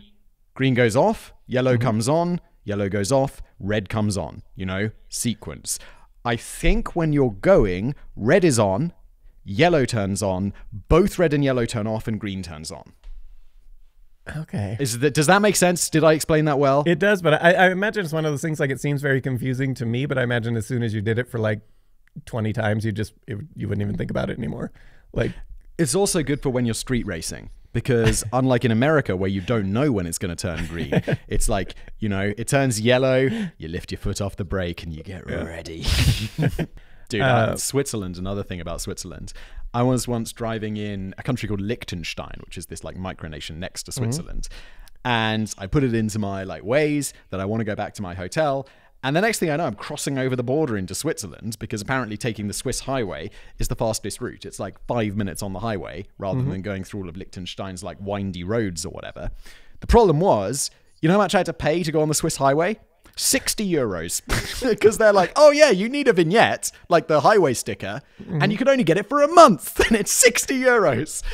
So I'm like, oh, fuck you, Switzerland. Fuck That's you, crazy. Waze. I know there are parts of the U.S. where, like, especially like Florida has a lot of tolls and stuff like that on highways, but like Washington State, where I'm kind of used to, into the Pacific North, there's just nothing like that. I mean, you have like you have the lanes that you can pay extra if you want, like if it's trafficy and you want to go in that lane, or if you just have multiple people in the car, then it's like, it's supposed to be a lane to encourage people to drive together, and it's free, or it'll be like, or if you're just you could just pay and you could go in that lane, but the rest is all free. This is the most American thing ever, and I love it. Where it's like, you got money, life is better. It's like, you got money, you don't have to sit in traffic. It's like that would, if the government tried to pass that in Europe, they'd be like, are you insane? Like, are you insane? People I feel only in America would people vote for, like, would want that somehow. Even if they couldn't afford it, they'd be like, yeah, that seems right, because one day I will be able to. Whereas I feel like there's a huge political difference in the UK or like Europe, where we're like, no, I'm going to vote on what I have now. It's not that. We're going to get in shortly on that, on the social side of the Americans, just known for massive optimism, just like pure unadulterated optimism. Like, and it's just like a thing. I don't want to get political. I don't have a political opinion. But I feel that a large reason that the Republican Party in the US gets elected isn't because of reality. It's just because everyone's so optimistic. Like, it's like, yeah, tax cuts. And it's like, yeah, but then you look at the number of people who are going to benefit from these tax cuts. And it's like, it's just people who are like pretty rich. But based on the statistics, you know that most people are voting don't fit into that camp. So they're just all aspirationally voting because they're going to be there someday, but it's probably not going to be in the next 4 years. So what's up? You're just so optimistic. Like, to represent the rednecks here, the general mindset is also that the government can't tell me what to do. So less taxes. I don't care if these other people, because they got their money and whatever they did it for themselves. And if I wanted to, I'll do it for mine. But I don't want the government coming into my house and telling me what to do. So I'm going to vote that way. Okay. And it's not so much that they don't realize necessarily it's like maybe disproportional. It's more just like anything that's the government not telling me what to do, I'm for. Let's do that. Unless it comes to women's bodies. In that case, no. Yeah. Well, there is that like dividing line. Yeah. Because now there was just that huge case that it's now like, oh yeah, fertilized embryos are now children. It's like, bruh. Yeah. Like, yeah. Bruh. Well, that's it. No. It's that one is the unless it interferes with my belief, and then the government should definitely tell us all what to do. But that is the yeah, no, that's my politics as well. But yeah, right. But yeah, no, that's my policy. I want exact things exactly how I want them. Yeah. No, but that's the I think the general mindset there. Also, no taxes and everything should be free. So all we need to do is like find a giant oil reserve. But okay, so we're gonna get into culture now because this is a good segue. I just thought I threw this one in. It's just like a minor little thing, but I just thought it was bizarre. So affairs in different countries in Europe. So there was a question by This is like stereotypes. Like if you said this, it's just French people. It's like it's like so such a stereotype. It's the percentage of people like who French in the people. country who think it's morally acceptable for a married person to have an affair. And in France, it is 53%. Yeah. The French are like this. It's but like then if you do more the than math, half of people think it's cool. and yet there's 2 people in the relationship, so you do the math. I mean, like it's just every relationship. Yeah, I mean, but the people who think it's okay are more likely to couple off. I figure. No, So you'll have it won't quite be like that. But I just thought, France for sure. To contrast it, the UK and the US was 16%, UK 24%. Germany was up there at 40% though. Czech is at 36%. Yeah, Czech was still 36. That feels is pretty about high, right. but the France one was 53%. So France is so high. I mean, yeah. Yeah, I just thought that was interesting. I mean, people 16 have their does own feel very relationships low. there. Well, I mean, it's the people who consider it morally acceptable doesn't mean the people who are actually doing it. They might just think it's wrong, but they're still doing it anyway. I don't think it's a black and white issue because I think in some situations, sure, it can be morally acceptable. In others, no. And everybody has their own relationship where they, decide what they want to do. Right, people have exactly. Yeah, I just thought just the discrepancy between like France and like the UK and the US is just like this huge. That was an insanely high number. I'm surprised it's not higher in France. I just thought it was like 70-80%. Well, you got to think, if those are the people who think it's morally acceptable, there's some people who don't think it's morally acceptable who are doing it anyway. Like it's do it anyway. Yeah. So it's probably like a higher. They're like, no, I'm a piece of shit, but yeah. Let's see. I feel like Italy could be up there, but I might just be biased by like thinking about Berlusconi. I didn't put all. I only put like a subset of nations. That's kind of the outliers. So yeah, I mean, Italy clearly must be between. France was the top spot. U.S. was the lowest. And then in between. Socially, Americans known for massively oversharing intimate details about their lives, even with strangers. Would you say that is accurate compared to? Yes. Yeah, dude. Americans are always like talking about shit. I'm like, interesting. It's like, I'm not going to tell you about that. Yeah, I thought that. I mean, obviously, it's not a universal. People just say hello to you. Like, yeah. Anytime I go to America, it'll just be like, oh, hello there. And I'll be like, hello. I definitely prefer. You'll be in a lift. It's just like, hello. Or like you'll be in an Uber and it's just like, I feel like conversation happens more often than not.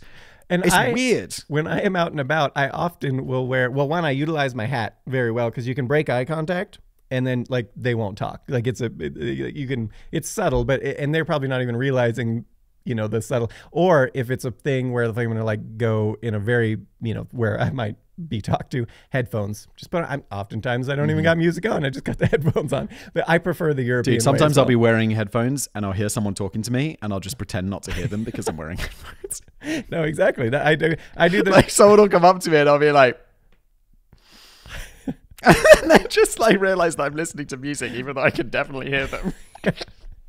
No, I prefer the European way as well. But yeah, it's it's not a universal. There's plenty of like Americans who don't like overshare or these sorts of things. But yeah, it definitely seems to be the best Americans. Yeah, totally. Mental health stuff. I thought this was interesting and see if it's changed but supposedly like in America, like a few decades ago, mental health was like very stigmatized, and now it's like it's getting to be extremely normalized, whereas in Europe, supposedly still kind of taboo in general. Yeah, definitely. I think we're gradually making steps in your direction, but it's pretty wild. Like, it's definitely way less talked about. It's definitely way less of a thing. Most people are not in therapy or in psychiatry.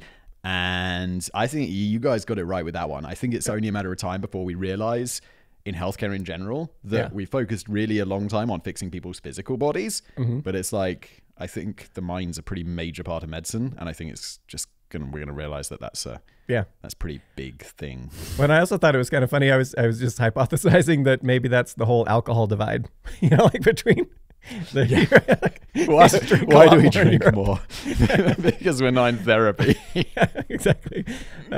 Yeah, that's fair. Yeah. But, I mean, I don't know. Like, I don't think I'd not call myself an alcoholic, but I've had times in my life where it's like work's really stressful, and it's like you get home from work and it's like, God damn, I need a glass of wine. It's not like I'd like a glass of wine with my dinner. It's like first thing I do is get home and pour a glass of wine or crack open a beer, which is probably not the healthiest relationship to have with alcohol. Yeah, that's okay. Here's one that Europeans do, or at least supposedly, talk about the weather more. If they're going to talk to like a stranger or whatever, it's the weather. Yeah. And I was trying to think why this would be, but then I thought if you're walking everywhere, which is more common, you're going to be a lot more caring about the weather. Whereas if you're driving everywhere, you don't care. Like it was raining and snowing out, and I was wearing this. Like I just got in my car and go. Like I didn't put on a jacket or anything. Yeah. So I thought maybe that like spurs it, but it was like a thing. Like supposedly stereotypically, Europeans talk about the weather a lot, which is I think it's also just our version of small talk. It's just that. It's very stereotypically British as well to talk about the weather. Yeah. Well, I was thinking, too. So there, you're not really saying anything. So you're kind of like small talk, but you're not saying anything personal. Like you're not. Be like, "Ooh, lovely weather we're having," and the person be like, "Oh, yes, lovely weather," and that's it. That's all the interaction we need. That's plenty. I think you got it. I think the people in the UK got it right on that one. I'd just rather be silent. If it wasn't so like awkward to be silent, I'd just be silent. I'd just be like, no. That's what you got to get. I don't know, the hat with the bill. It is essential. You can cut off so much of that just by subtle body language of the hat. Like down a little bit. It's quite versatile in general. I think I have a hat. Gas hat like this. Oh yeah, that's nice. That's a nice one. Yeah. I like it. It's pretty good. Haven't done this in a while. So going back to the optimism in America and also more stereotypically. This is a Stetson. That's American, right? Yeah, I've heard that brand. Yeah. Oh, that's gross in there. I shouldn't show it to you. It's always sweaty and nasty. So also Americans not just more stereotypically optimistic, but more future focused, apparently, supposedly, and more individual achievement focused, apparently, supposedly. Would you agree with that sentiment in general? Yeah, but I'm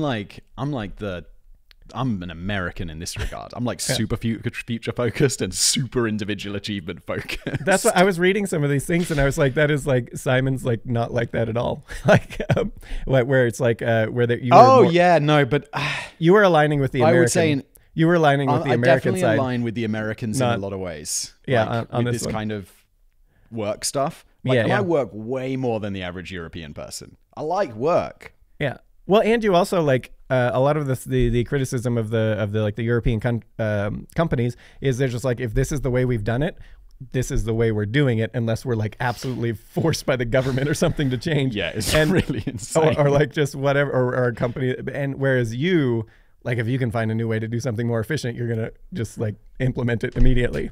The waste and insanity in companies is just like, whenever if I've got a mate who works for a big company, they're like, oh yeah, well we do this like this. And I'm like, wait, you don't have a computer doing that for you. You have people doing this. And I'm like, not just that, but you have people in your office doing this.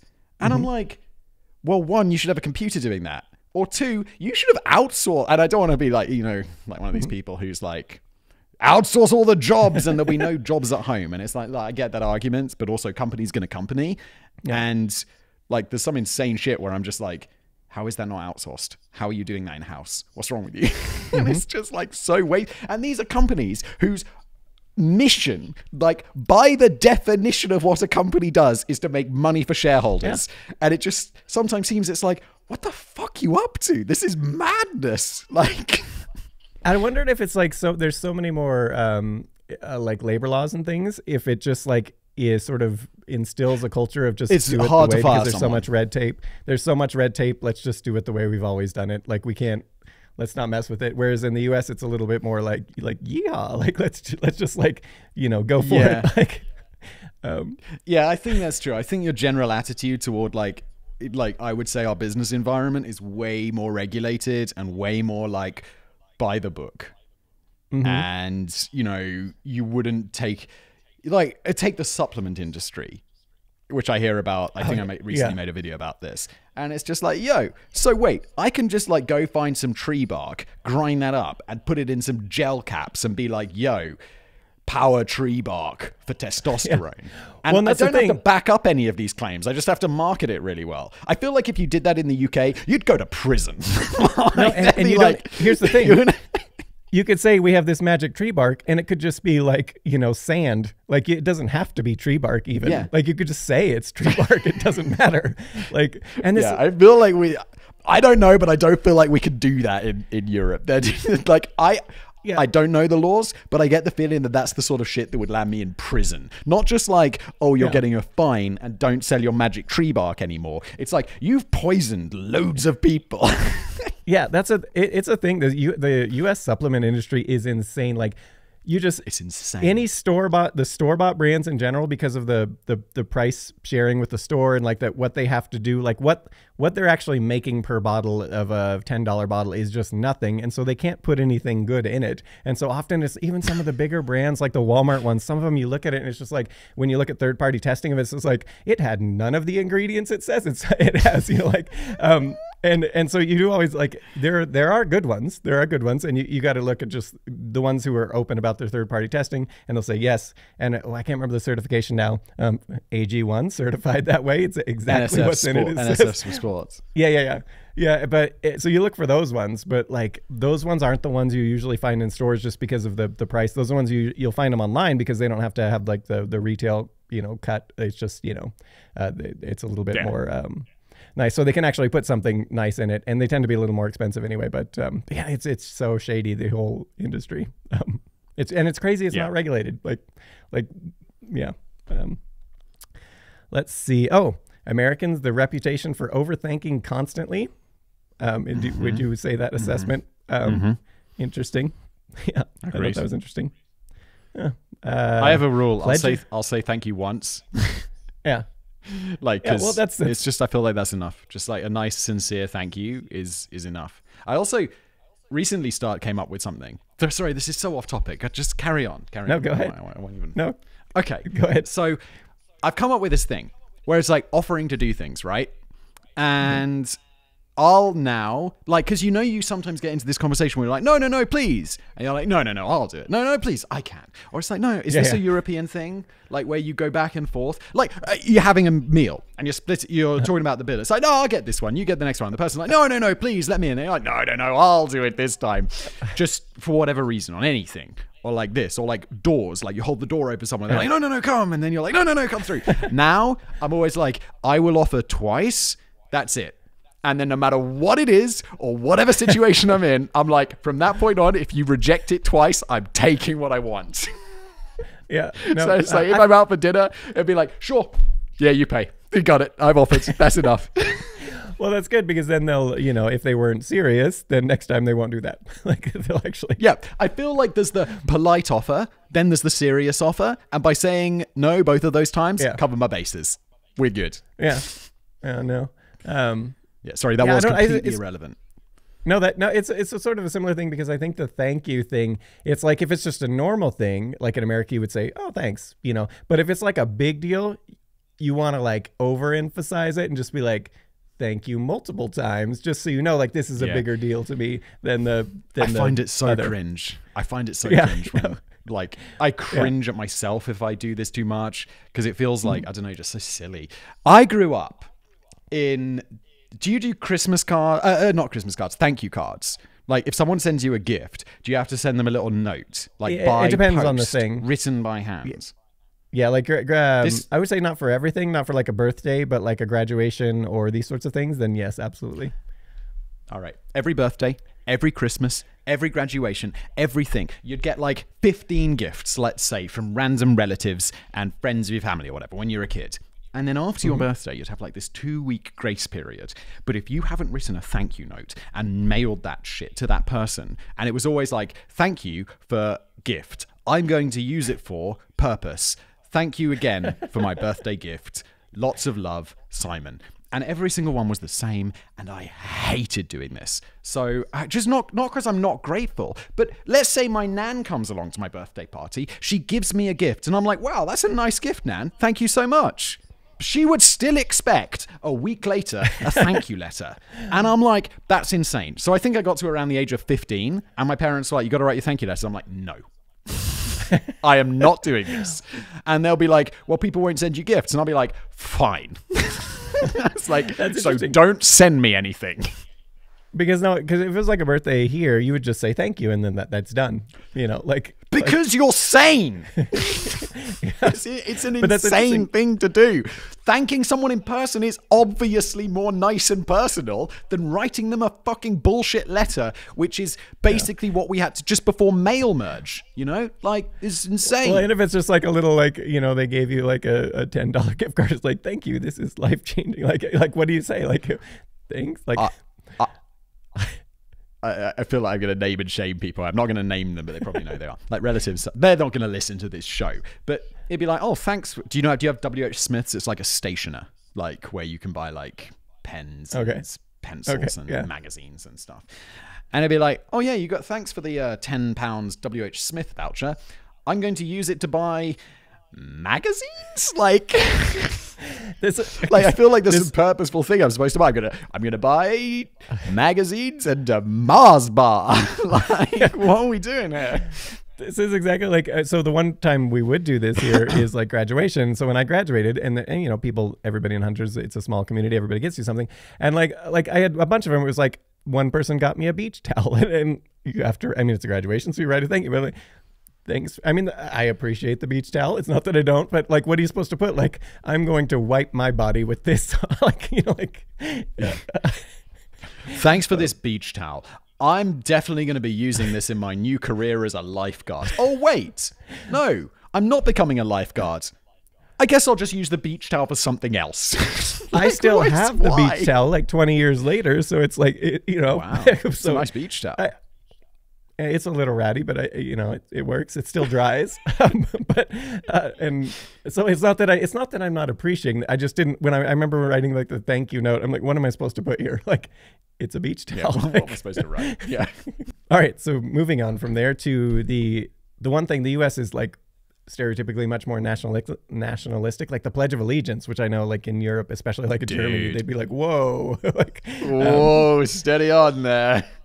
I always thought, even when I was a kid, I thought the Pledge of Allegiance was a little weird. And just my stubbornness, I would always be like, I don't want to say it, not because I have anything against America or anything. I just don't want that. You can't tell me what to do. And I feel like the very people who are the most into the Pledge of Allegiance, get out of my business, government.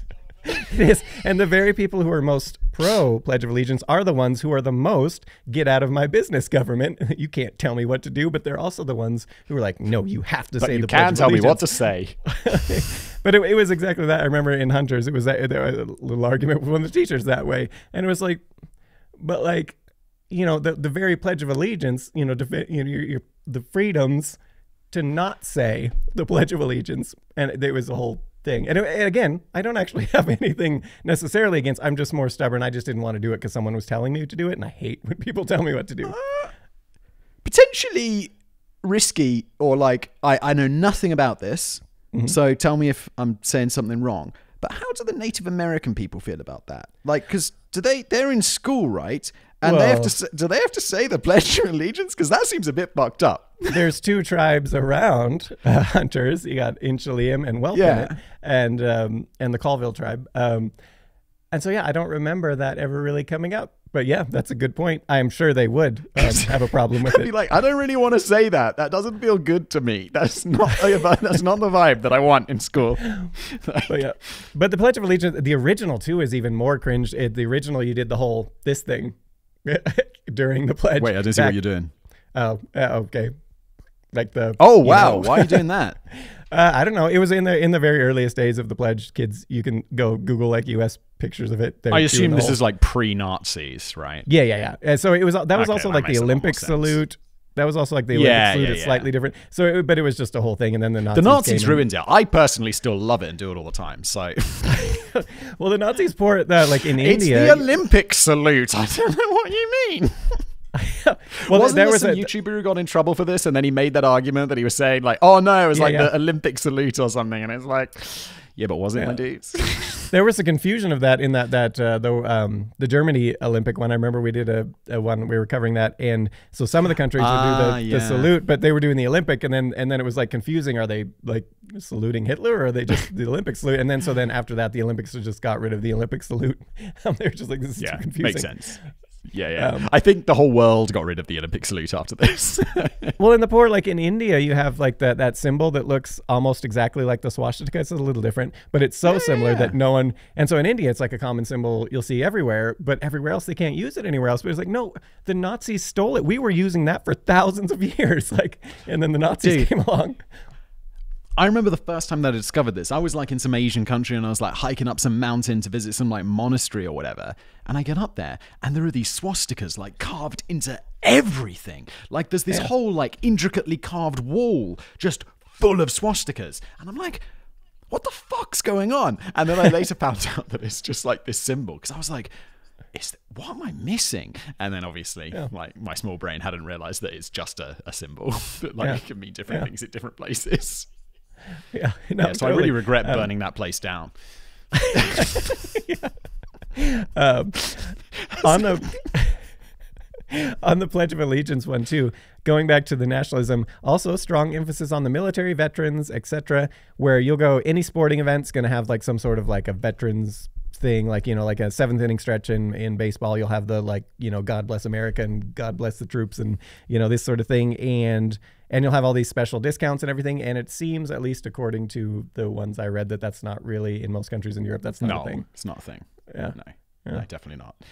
Also, like, no one really, I don't think that comes up very often. It's not something that is done. Yeah. I wonder if it's also in some of them, because there's a lot of mandatory service. Like, not a lot, but some countries have it. Yeah, because in those ones it would kind of not as much make sense if like everybody's doing it. It's like most countries don't have not conscription. What's it called? Mandatory service. There's a word for this which I don't remember. No, most countries don't have that, and I don't. We also don't have as big a military. I don't think just as military is like such a part of everyday life.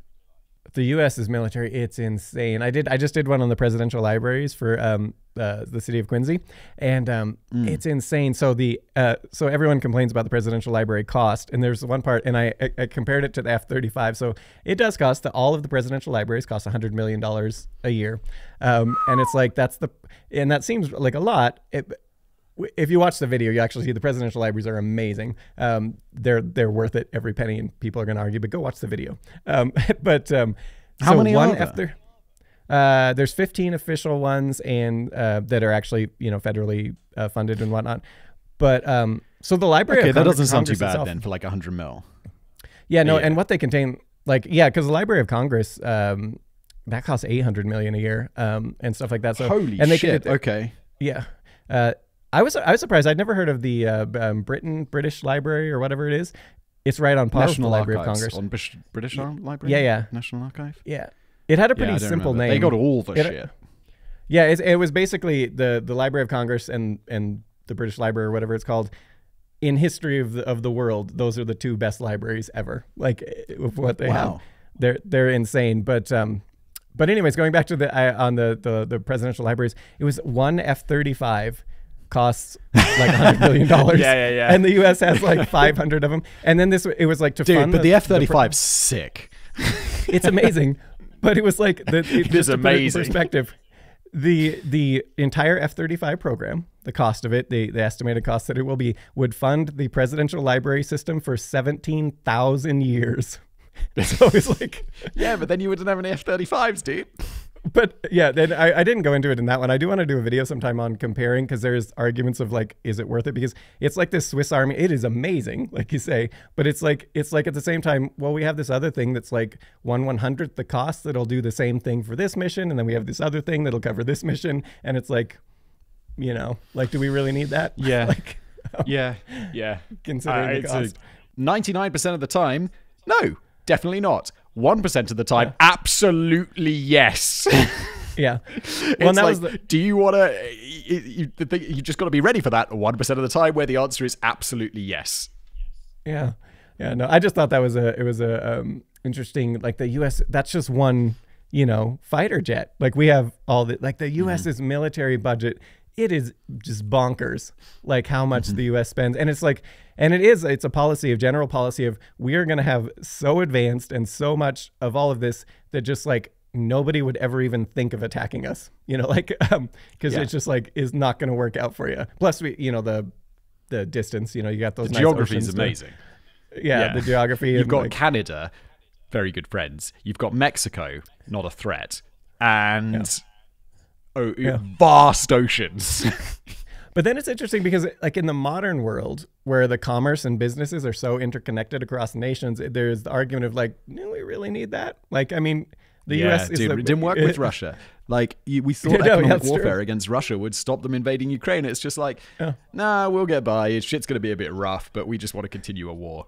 And it's oh, okay. No. And then it's you cut them off from Visa and MasterCard and Swift. So they literally can't pay for stuff. But they're oh, we'll figure it out. It's nuts. Yeah, it is. But then, of course, you have a different style of leadership in that one. But then, it's fascinating because it would be fun to do a think piece video on it because in modern times, China and the US, US buys a lot of stuff from China. China may be very different politically. But China doesn't want to attack the U.S. because we got to give up all the money the U.S. gives us, and this sort of thing. So it's I don't know. U.S. doesn't want to attack China because otherwise you wouldn't have cheap mobile phones. It's yeah, exactly. They make a lot of the manufacturing. There's quite a bit of manufacturing that used to be done in the U.S. and now nobody does it. So now we just get it from China. I don't think the U.S. and China that's never going to happen. But China wants to attack Taiwan real bad. And the U.S. is a very close ally of Taiwan. So that's a problem. Yeah. See, and that's where I think the business interconnected is the fascinating part of that is because the world is more and more and more there was one, I can't remember the statistic, but how many, there's 2 million people in the UK who work in the US technically. I mean, they're in the UK, but they work remotely for US companies and vice versa. It's about even on the other side. Wait, does that include if someone's working at Google in London?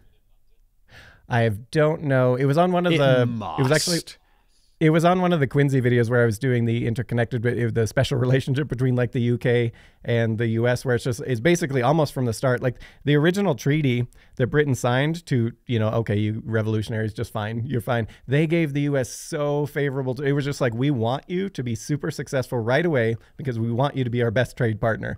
Where we couldn't get it by conquering or by keeping you. So now we'll just get it by trade. But so we're going to make you super prosperous. So here's this amazing treaty that just gives you everything.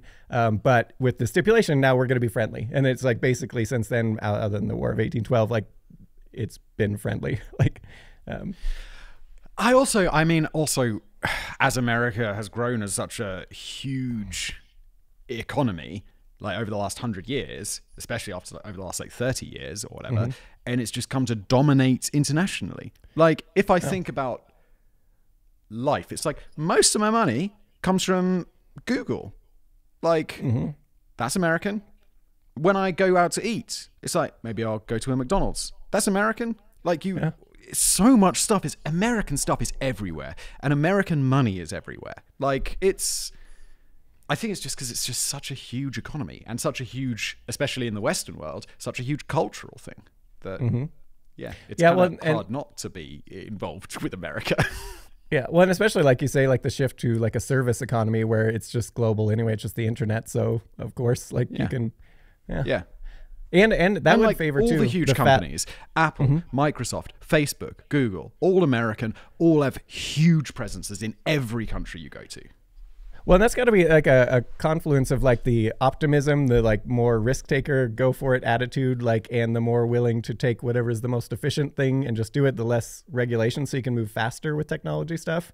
Then maybe, and just the confluence of all of that snowballs to make it so the US, it could be done in a given European country, but maybe it's just slower and it's just so you can move faster and, just more push general attitude or whatever. I don't know. Yeah. I'd like to know more about this. I feel this God, like US just is such an economic powerhouse and continues to be, while Europe's economy is just like, I always think that UK versus like, and have we talked about, I feel, did we talk about this last time or whatever, or I had this conversation with someone else recently. It's like you look at the two economies from the year 2000 until now, like UK versus US, kind of like, I remember like if I'd visit the US, like I think I went in 2008, and it was kind of like, oh, you know, shit's the same price. Now, it's like shit's way more expensive. And you can see it because the UK economy is just like, the US economy is just like, fuck yeah, let's go. Like, constant rocket ship of growth. Yeah. No, it's fascinating because it's also fascinating. It's fascinating too because, like any culture, we're all humans. So any culture, like if you have, you know, India, China, whatever, you have these very different mindsets, and that results in like very different thinking about like this optimism thing. Like, you know, if you take any European nation and you just put the same factors in, they'll be just as optimistic, or this other, like, because they're just humans, you know, like, so I think it's fascinating. It's like what factors went into all of it, like in a given, you know, this is the way we do things or that, which is, I mean, sort of like a little bit of the point of this whole episode is just to look at the contrasting, but like why on some of it is just, you know, Yeah, I'm sure there's a good reason. This is probably really complicated, but yeah. I mean, it's great. Like, I'm very impressed with America's economic growth. So moving on from there to Europe, far more group-oriented, America more individualistic. Would you agree with that? Not sure. So it's not like sure. Like, I mean, at a very macro level, yeah, we got healthcare and stuff, and kind of more social services and stuff like that, I would say. So, like, in that case, yes. I don't know about at a micro level. I don't know. Because I don't work in a company, right? So I don't really have like other people around who would be like, oh, I'll be forming teams with them. I'm just sitting in my office alone all the time. Like, yeah. So I don't know. I don't know the answer. That's just amazing to me too, because the volume of stuff you do, and it is just like, you've always stated you like just being in your office by yourself. So, and I just so like you've managed being alone. to make I just want to just sit here and work. Expansive thing. Without ever, I mean, you know, it's you in the office. I have friends who also run companies, and I know you also tend to head towards more of this direction of like, they want to be in an office and working with other people and have a company like that. I've never wanted that. I still don't want that. I get the most done when I'm just left alone to work and pull different strings in different places. So I like outsource literally everything. I mean, I think there's a few people who work for me full time, but they never come here. Like, I would never even want them to come here. It's just like, because I don't know, whatever, they have to be. But no, I just, no. Yeah. No, it's I think your system, if you ever did a video, it is probably the most efficient system that I've heard of, like talking to others, like to do what we do. Like it's just quite. I agree, and I really thought surely everyone would want this, but it turns out people do like working together. Like, I'm more of a. It turns out I'm in the. I really thought, like, why does anyone do this? Why would you like have an office with other people around and have to do this? I just, you know. And it turns out no, people like that. I'm just a weirdo. Yeah, I mean there are some efficiency things, like where especially if you're dealing with different time zones and stuff like that, where it's just like, okay, this thing can't get done until tomorrow. Whereas if they're just right there, you're just like, hey, do this. Nah, I think sometimes the time zone definitely wins, because like I've got, I'm just trying to think about what way round it goes. I can't remember, but let's say I have someone in one time zone and they're writing something, and then it's their night. Like let's say an American writes something for me, then they'll have it on my desk on Monday morning, and then I'll record it Monday morning, and then it will go off to someone else to make the video who might be on a time zone on that side of the world. And then because we're all just working on different time zones, sometimes it comes together and you're like, can actually do things quicker because, you know, someone's always awake because it's their daytime. Yeah. No, that is nice sometimes. The ones though that like get me sometimes where so say we had a video or like whatever, it's supposed to be published, but then there's some like weird thing and I don't have the link or whatever, and it's just like okay, I could email Sam, but it's like, yeah, Sam's definitely asleep right now. Like, so it'll be tomorrow. This is, I mean, obviously pros and cons. I have found what I like, And I mean, shit, I've never done the other thing. So maybe I'd really like having an office with like 30 people just ticking over videos and talking to me about shit. But I really don't think so. No, I think you get a lot more done because you would have a lot of, I mean, it would be fun, maybe more fun for the pleasant conversation side, but you're going to be a lot less efficient that way. You're just people chatting and whatnot. And I'm like, I have to say, I'm quite a boring person. Like, I love work. I love what I do. I just want to go into work. And when I'm not working, I want to spend time with my small, close group of friends and my family. Mm-hmm. And that's kind of it. Yeah, it's sad and boring, but I like that. I like having this kind of I like everything about my life. So I don't really need to be like, oh no, work would be a lot better if I got to talk to people all the time. Yeah, maybe, but I also already like work. Yeah, no, I've shit. This is way too much pontificating. I'm sorry. No, I think a similar thing where it's like, I like the work. I mean, not elements, not every day, but like it's fine. I'm really lucky to do it. And then like as far as people go, oh, you don't socialize too much, you just work. I mean, how much have you worked?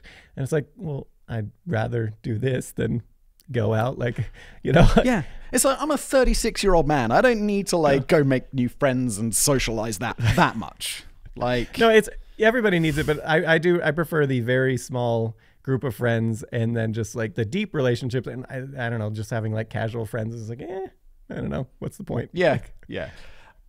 Fine if you're going out for like a group dinner, like I can do that. Yeah. But it's not like a strong preference. Yeah, well, and all my slots are filled, like for the most part. Like I have these, I don't have an opening for another. Yeah, yeah. It's like, and the sad thing is sometimes like I've got an opening. It's like, yeah, no, I think I might just play Xbox that time. Like, well, it's also a little different too because now with like the young kids too, it's like, well, I'll just hang out with my kids then. Like yeah. Or if my kids are away, like with their grandparents or parents-in-law or whatever, and it's like, or if my wife's away with them and it's just me, it's like, I should be maximizing this time to spend with my friends because I don't see them that much. And it's also like, yeah, but I'm real tired. I think I'm not going to do that. Yeah, no, totally. There's like 6 seasons of some TV show that I definitely need to catch up on. And I'll say that. The reality is I'll just end up going to work. Yeah. Yeah, so that it was a general perception though on the group versus, so it's like the US tends to be stereotypically more like every man for themselves, and the Europe is more like no man left behind kind of mentality a little bit. Was the kind of the general. I'd say that's fair at a macro scale. Yeah, so but that it has some advantages both ways, but like in the US the downside is with that, I mean, if you don't have friends or family really, or like maybe you go to a new place and something bad happens like financially or you lose your job and you're just screwed, like yeah and like alone. Yeah and you have, I mean, if you have like family to fall back on, that's the big thing, but it's like if you don't or something like that, it's just you're there was some stat I came across the other day. I can't remember what country it was from, but it was saying about like people who just don't have friends and don't have a relationship and don't have kids. And it's like a surprisingly high number. I think it's like something like half of dudes don't have kids or a wife or something insane like that, which can't be right, can it? Can that be correct? Because I thought that sounds insane. Or like maybe half don't have kids or something. Mm-hmm. And I was like, that seems insane. Sorry, because I was watching the Healthy Gamer guy. Have you ever watched the Healthy Gamer channel at all? No. Okay, this guy, he was like a Buddhist monk or something turned Harvard psychologist, and his channel's good. Like but he's also like a gamer. And yeah, so as far as the mental health side, like he's amazing. But yeah, he talked about that. He had one episode where he was talking about the rise of just like isolationism of like just people sitting in their homes and like no friends. And I mean, they have friends online, but they don't ever interact really. And just like it's just like, so maybe that trend is accurate on the stats you were talking. Yeah. And I think I'm also being dumb because it took me way too long to realize this. Yeah. It's almost embarrassing, but I'm like, yeah, but all of my friends, they're not like this. And it's like, no. Obviously. Yeah. But, yeah. Yep. So yeah, that's it's interesting. There's pros and cons of both systems, but I feel like the hybrid of the two is the way to go. But yeah, I think so. Yeah. People always talk about like, oh, you're an introvert or an extrovert, and it's like, no, I don't subscribe to that. I'm both. Like, it doesn't work that way. Does it work that way? What are you? I would say like extreme introvert, unless it's like one of those chosen, and then I'll talk their ear off. Yeah, but look at you. We're on a show, like just talking the shit in front of like, what are we, tens or hundreds of thousands of people? Like, I don't think it's that black and white. Yeah. I don't know. Yeah. I feel like when you're talking though, you kind of forget that there's like a camera recording to some respect. I mean, it's always like a little bit on your mind about like, there's a slight filter, especially with my really inappropriate sense of humor. Don't say crazy shit. Don't say crazy shit. I like to see sometimes that one, the airplane one, I meant for me to host that one. So I just went zany on the jokes, and then it went to you. Oh God. Yeah. And sometimes I'll be like, not bad jokes. It's just they sound super weird coming out of my mouth. So I'm like, oh, David's going to be upset because I cut so many of his jokes. But it's just they sound so weird when it's like, when they're not. Yeah. You know what I mean? Yeah, the McDonald's one was it would be like trying to perform someone else's stand-up routine. And you're just like, whoa, this is weird. Like, but no, your delivery is way better than my delivery of the jokes. That's why I always have to redo the joke several times, because it's hard to just smoothly go with it. But they're funny in my head when I write them. I deadpan a lot of stuff because it's like, it's a pretty good way to deliver a joke that is very easy, because you just deadpan it. Well, and that's because my humor is mostly absurd. I feel like that works really well, your deadpan, because when you say something really absurd, deadpan, it's funnier. Like, it's just way funnier. Yeah, but what I've been doing, like the McDonald's and the seat one, where I had like a bunch of zany stuff, I put the subtitles of the original, and then you have yours, which you include some of the jokes, but you skip parts, and people are starting to notice to go back and watch with the subtitles, because it just like adds little things. But oh wait, because we add the scripts as the subtitles. Yeah. Like there was a bunch of on the McDonald's one, people were like, Greg. I don't know if you remember the whole storyline of Greg. Yeah. You cut that part out. And it was just like, I don't know why that cracked me up, like, with Greg with the potato, and then like just treating the potato as a living thing through the entire thing, like a sentient being. Yeah. I know, good stuff. Yeah, the plane one though, that was funny. You kept I felt like you kept like 3/4 of them in the plane one. Just cut out some of the. Sometimes it works, sometimes it doesn't. It's like, I don't know what it is about a certain joke or about a certain line. Yeah. Sometimes I'm like, cool, that sounds like something I'd say. And sometimes it doesn't. Like, it's literally just like that. I don't know. Yeah. It was good. No. Yeah, I when I originally wrote that, I thought I was going to host it, and then not so much. So it's like, oh no, because it was so embedded too. I was like, he's going to have trouble like cutting those out. It was challenging. Yeah, because some of them, like, they build on others. So if you cut out this one, you're gonna have to cut out that one, because it doesn't make any sense anymore. Yeah. That's it. And it's like, oh, there's a long thread running. Because also when you cut out the first one, it's like you don't realize that this is forming into a long thread. So you're like, okay, well, I'll just remove that one as well. And then the next thing you know, you're like 15 minutes in, and you can't just start with the joke because it makes no sense now. Well, the funniest one we've ever done on that was on the blood types. Why can't you mix blood types? And we had this running gag, and you did the whole thing up until the end. You just finally broke, and it was hilarious. But it was where he started with the Jimmy, where he's just like bleeding, and we're slowly like just getting more and more on Jimmy till we're peeling his skin off at the end. And yeah, it was great. And your delivery was so perfect. Was my brick left in the video? Yeah, it was. It was finally towards the end where it was like when Jimmy doesn't die. I don't remember. It was like it die as quickly as he deserves or something. In fact, when skin is removed, God, such as when dissecting a cadaver or when you're giving Jimmy what he deserves. Who is Jimmy? Poor Jimmy. Whatever it was, and you're just like, who's Jimmy? It's Jimmy. Yeah. What am I reading? Because I like that where it starts out really innocent and then you build it. If you just started on the last thing where you're peeling off his skin, people are going, what? But when you build it slowly over the entire script. When you prick Jimmy's finger and take a sample of his blood to, we're flaying him, are we? Yeah, no, exactly. But I like those building, like the progressive ones. I don't know. Just the it's very absurdist.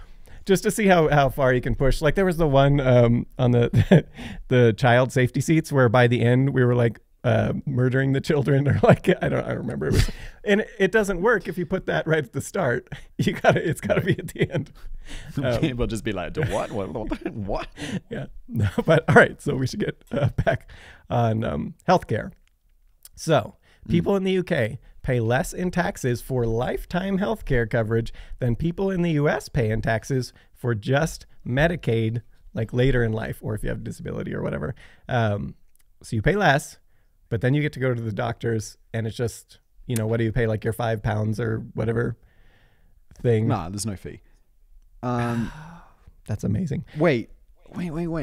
So, you're telling me that the same amount of money in American healthcare, taxpayer money, gets spent on end-of-life retirement people?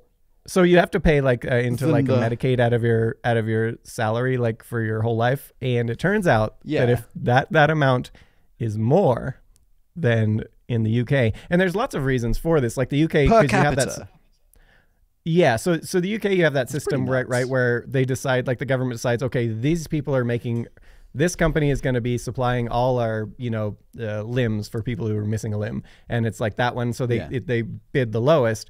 And that's like a huge part of that. There's so much savings in that style. Whereas the US, it's just like, it's nothing like that. It's like this limb is going to cost $50,000. Like I want to use the case of diabetes. So if you have type 1 diabetes, you'll die. You don't have insulin, you die. So that's just what's going to happen. And you have no choice. It's a autoimmune thing. It's just something. So I have a nephew who has this.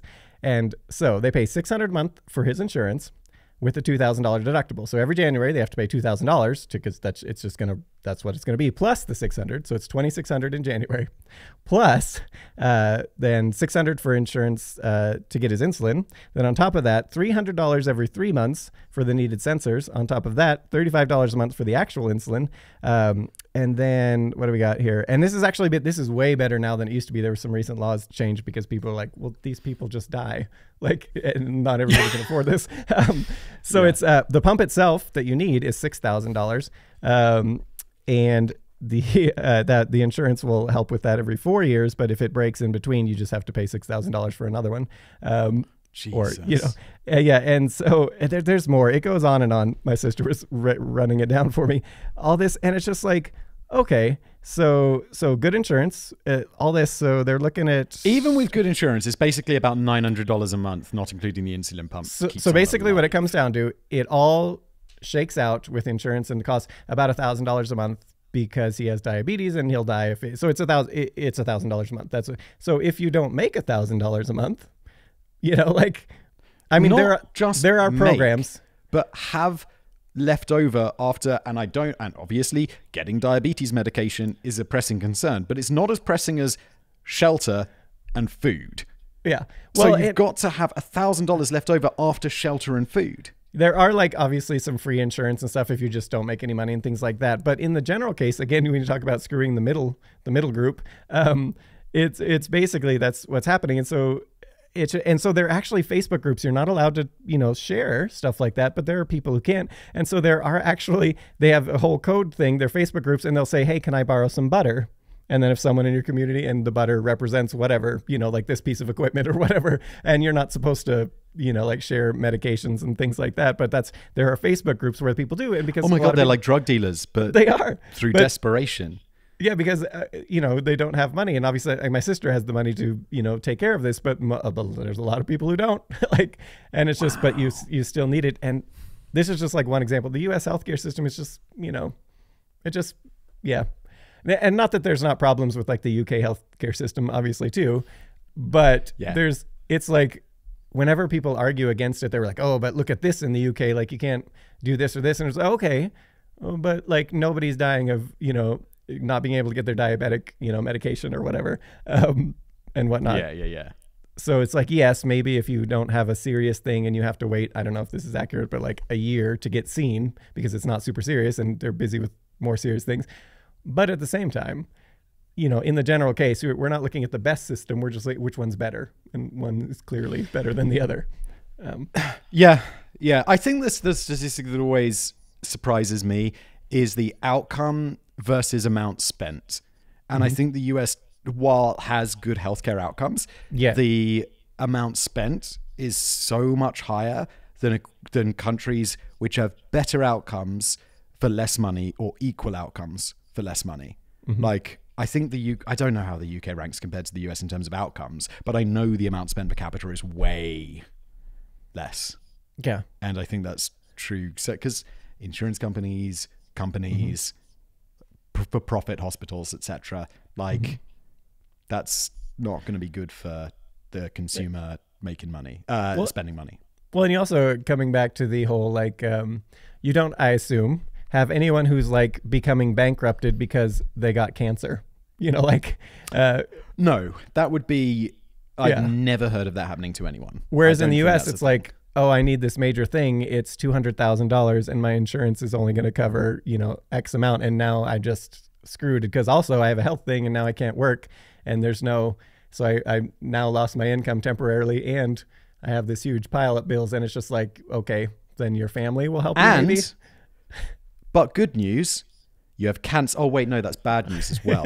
That's also bad. Exactly. Just fucking pile on, right? It's so you can't work and now you're broke and also you've got cancer. Yeah, and you've lost your job, I'm sure. Fuck you. Well, and that comes back to, like, there are things, not cancer, but things similar where it's like, if you don't have that family support system where they can, like, okay, we're going to all help you, you're screwed. Like, you're and, like, maybe you can build back up your life after, like, years later, but you're spending, years to build it back up. And it just seems very silly. $200,000 is a devastating setback for almost anyone. Yeah. Basically. Yeah, it doesn't matter. You could be very financially responsible, but most people, that's say like still 10 going to years. be a blow. Yeah. 10 years, right? Yeah. What, like, thinking about earnings, after taxes, after spending, how long it's going to take you to build up that amount of capital again. Yeah. That fucks you up. Yeah. And I mean, shit, you got cancer. You might not even make it 10 years. Like, and this because is so fucked up. By definition, because it is a health thing, it's going to affect other facets of your life as well. So it's like always, you're already at a disadvantage. Even if it's not cancer, if it's something else, it's still a health thing. So there's something going on that's like interfering with your life, most likely. Yeah. That's wild. Yeah. Speaking of, I don't envy that.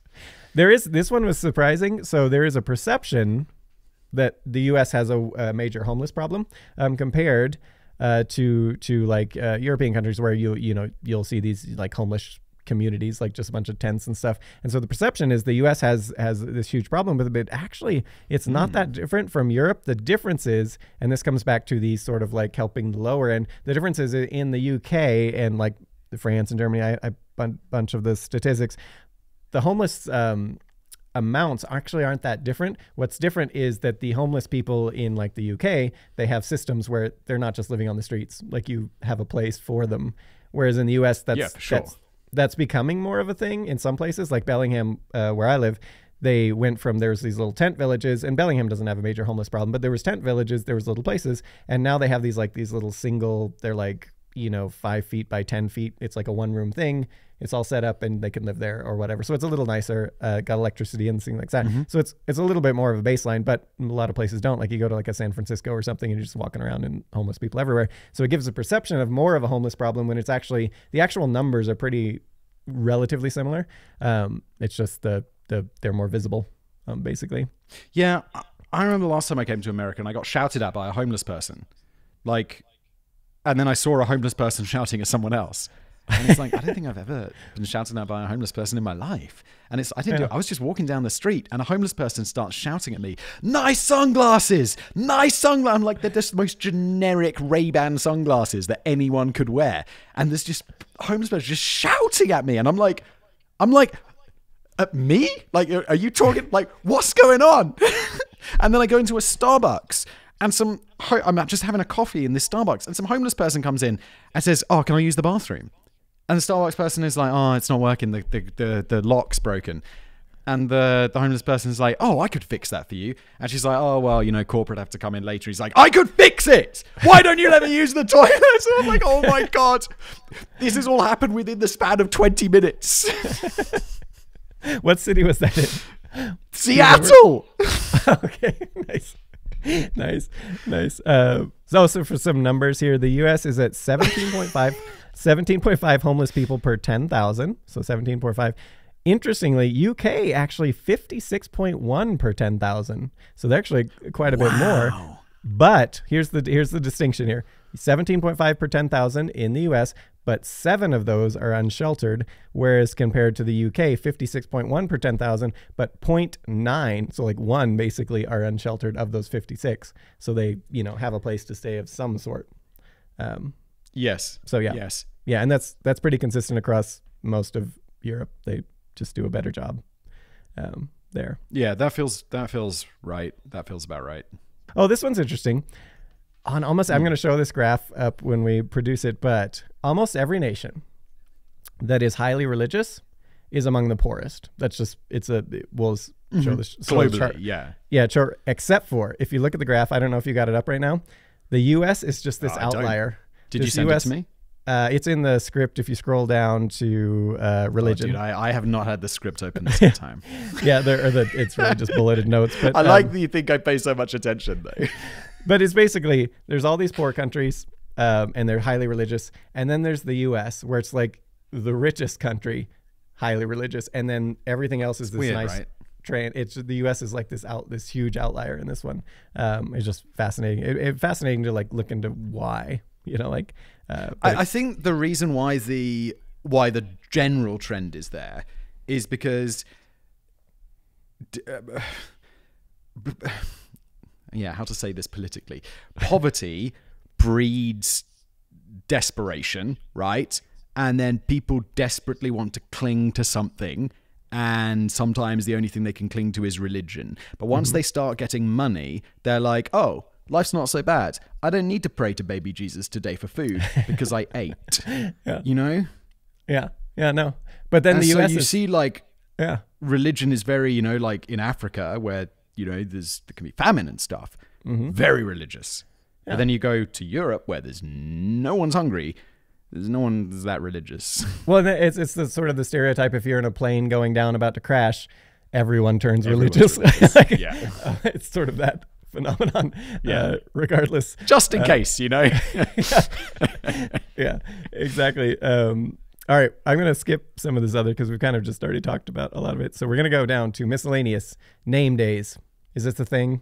Do you know what a name day is? Yeah, hell yeah. Yeah, I'd never even... 21st of December? I'd never heard of this. This is not a British thing. This is a Czech thing. How does this work? Because I've never heard of this. It's just like, it's about 60% as much as a birthday. So you have like, every day has a name. Like, hang on. Hold on. What date is it today? February the... 27th? 27th.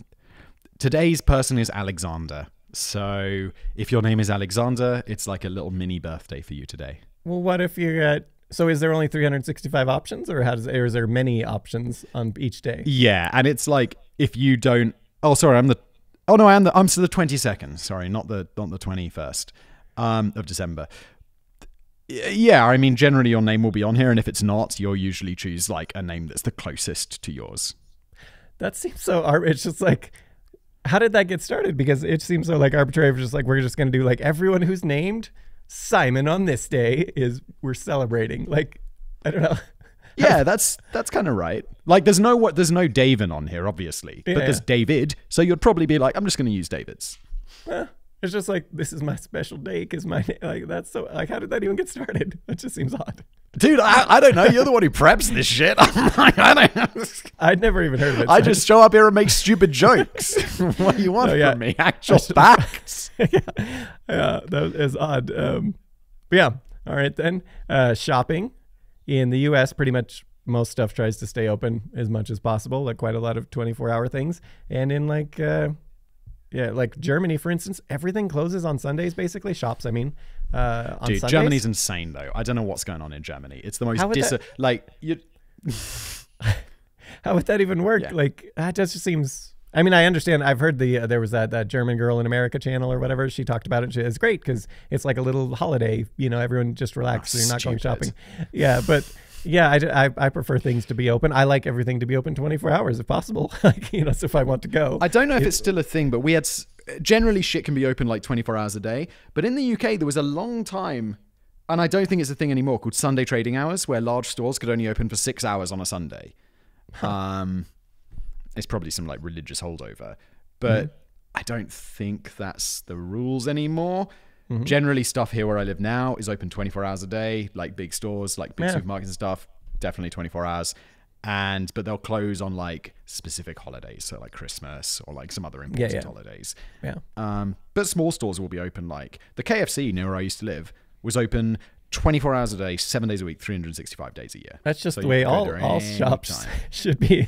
Yeah, it's more of an unusual thing in Europe. But we're not like the Germans here. It's like we're not just closing everything down. And like you'll be in Germany, you'll just be like driving along, you're like, I'm so hungry. And there's nothing. Yeah, that just seems bizarre. It's rubbish. Especially You'll have to eat in a petrol station.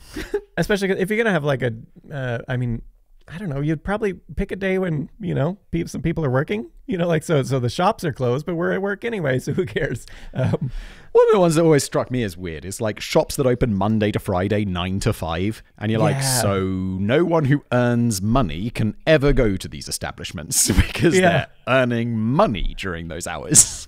So, all right, Fahrenheit versus Celsius. We're going to do a video on this. I am Fahrenheit wins. It's the one, I feel like the metric system in general, obviously better in many ways, but this is the one isolated case. Fahrenheit versus Celsius. Is Celsius regarded as metric system? I believe so. It's part of the standard anyway. Pretty confident. Yeah, okay. Yeah. I mean, I don't know what's metric about it, because always, isn't it like the advantage of the metric system is always the easily divisible thing? I may be using the wrong term, but it's all part of the same system. International standard. I know what you mean. I was just wondering if it was technically metric, which is semantics anyway. I know what you mean. But Fahrenheit, calibrated to the human body. Celsius, to the boiling point of water at arbitrary scenarios, basically. What are your thoughts on this? More importantly, calibrated to freezing point. Which is a much more human measurement, because boiling, who cares? I mean, what are you doing, making tea? If it's 0 or below 0, the road's going to be icy. I'm going to probably need to defrost my car. I'm going to need to wear gloves. Above 0, it's like I don't need to de-ice my car. The roads are not going to be icy because it's above 0. That's quite useful. Yeah, and this is all my argument, because it's like, in Fahrenheit, 0, anything below 0, it does not matter what you're wearing. It's cold. You're going to be cold. Don't do that. And and then you go like 0 to 32, and that's fine. You know, you're dressing for 32 is where the freezing point is. And that's fine. You know, you can just dress up. You'll be fine. And then above that, it's just like, what am I going to wear? Until you get to 100, and that's just hot. It does not matter. It doesn't matter what you're wearing. 100 is hot. That's like 40 Celsius. That's crazy hot. So you have this great scale of 0, anything below 0, it's too cold. That's just too cold for humans. Anything above 100, it's hot. Like, yes, you can technically live, but it's hot. And everything in between is just, what are you going to wear? And it's I like it. I think Fahrenheit's got merits. Yeah. Imperial systems, rubbish. Like the whole like miles an hour and all that stuff. Like, this is not sensible. We shouldn't be measuring things this way. But Fahrenheit, I'm like, yeah, that's got some advantages. I get that. Yeah. It's not bad. I mean, in the end, it doesn't really matter any of it, because you just get used to it 2 seconds. You know, like if you grew up with it, it's just what it is. Like nobody. Yeah. My mum would always be saying things in Fahrenheit, and I'd be like, what are you talking about? But I'm sure if it came back, I'd be like, well, she managed it, didn't she? Yeah. Yeah, even on the bizarre stuff, like, you know, when you're talking like feet or these feet, inches, blah, blah, blah. If you grow up with it, it just never registers, because it's like anything, you just always, you know, it's never a problem. Yeah. And I grew up with both, and it's like I can easily conceptualize all of these different things in all of these different units. It's not hard. Yeah. Okay, here's another one. See if you agree. I would bet this one's a changed one, just because of like Hollywood and these sorts of things. There was several people who complained and quite a lot about Americans and their white teeth, like the ultra white teeth, like the obsession with ultra white teeth, whereas Europeans just don't care as much. I mean, obviously nobody wants like gross black teeth, but there's not the obsession. We increasingly care. I kind of thought that might be the case. I take good care of my teeth. I brush my teeth. I've got my teeth sorted. I whiten my teeth. But I think that's because most of my audience are Americans. And if I had gross teeth, I'd be like, ugh, gross teeth. But I don't think anyone ever commented on my teeth before, like I got my teeth sorted. And I mean, they weren't ever very yellow, but they were not like nice and white. But I don't know. Seems it's increasingly important. Yeah, I kind of thought a lot of that too with like also like language. I was kind of wondering. So classically, I would assume like British English would be, if you're going to speak English anywhere else in Europe who's not, normally speaking English, you're going to learn as a second language, like British English if you're going to learn. Whereas nowadays, I kind of wondered if because of like Hollywood and stuff like that, it's more like people are more familiar with the American English. If you're learning, like if you're in Germany and you're learning English, you're going to be more familiar with that or something. Oh, yeah. Yeah. Right. Oh, yeah. Like pretty certain about that. Like people are learning American English. Yeah, that's fascinating. Well, I mean, like, what was the last British movie you saw? Like, I probably see more than most, like, internationally. But most of the shit is American. Like, there's a lot of American TV. Like, most TV I watch is American. Most movies. Like, my kids went home to the UK, and my daughter now, she speaks quite a lot. And my sister's like, oh, she sounds a bit American. And I'm like, yeah, because the kids don't take the accents of the parents. They take the accents of the environment they're in. And I would say most English people and most English speaking here is more American than it is British. And I'm like, so the other day she was like, tomato. And I'm like, tomato. My headphone was going to die, so I'm just going to switch to the other one. I don't really care, but I make fun of caring. Yeah. Okay. So there was that when we were doing the podcast back in the day, and I would listen to it a lot. And then at the same time, I was listening to like Harry Potter with the British narrator. And there came a point, and I was just like mowing through them, like literally. Oh, that's so weird that they did the British and American versions of this. Yeah, I know. Why? It's weird because it's both British. Yeah, exactly. But the point was there came a point because I was just listening to Harry Potter all day and then listening to like you talk all day as well. Like those were the two things I was where I could no longer hear your accent like at all. Like it was just like, oh shit, dude! I don't hear American accents. Yeah. I wouldn't if I met someone and they spoke American or I met someone and they spoke British, I'd be like, oh, they're British or they're American, but I wouldn't. I don't know. I guess I interact with a lot of Americans. Yeah, but well, that's too with because we've had a lot of British writers over the years too, and to where I've ceased to be able to necessarily. I mean, some things that are just out there in terms, like it's like that's like clearly like pants or something.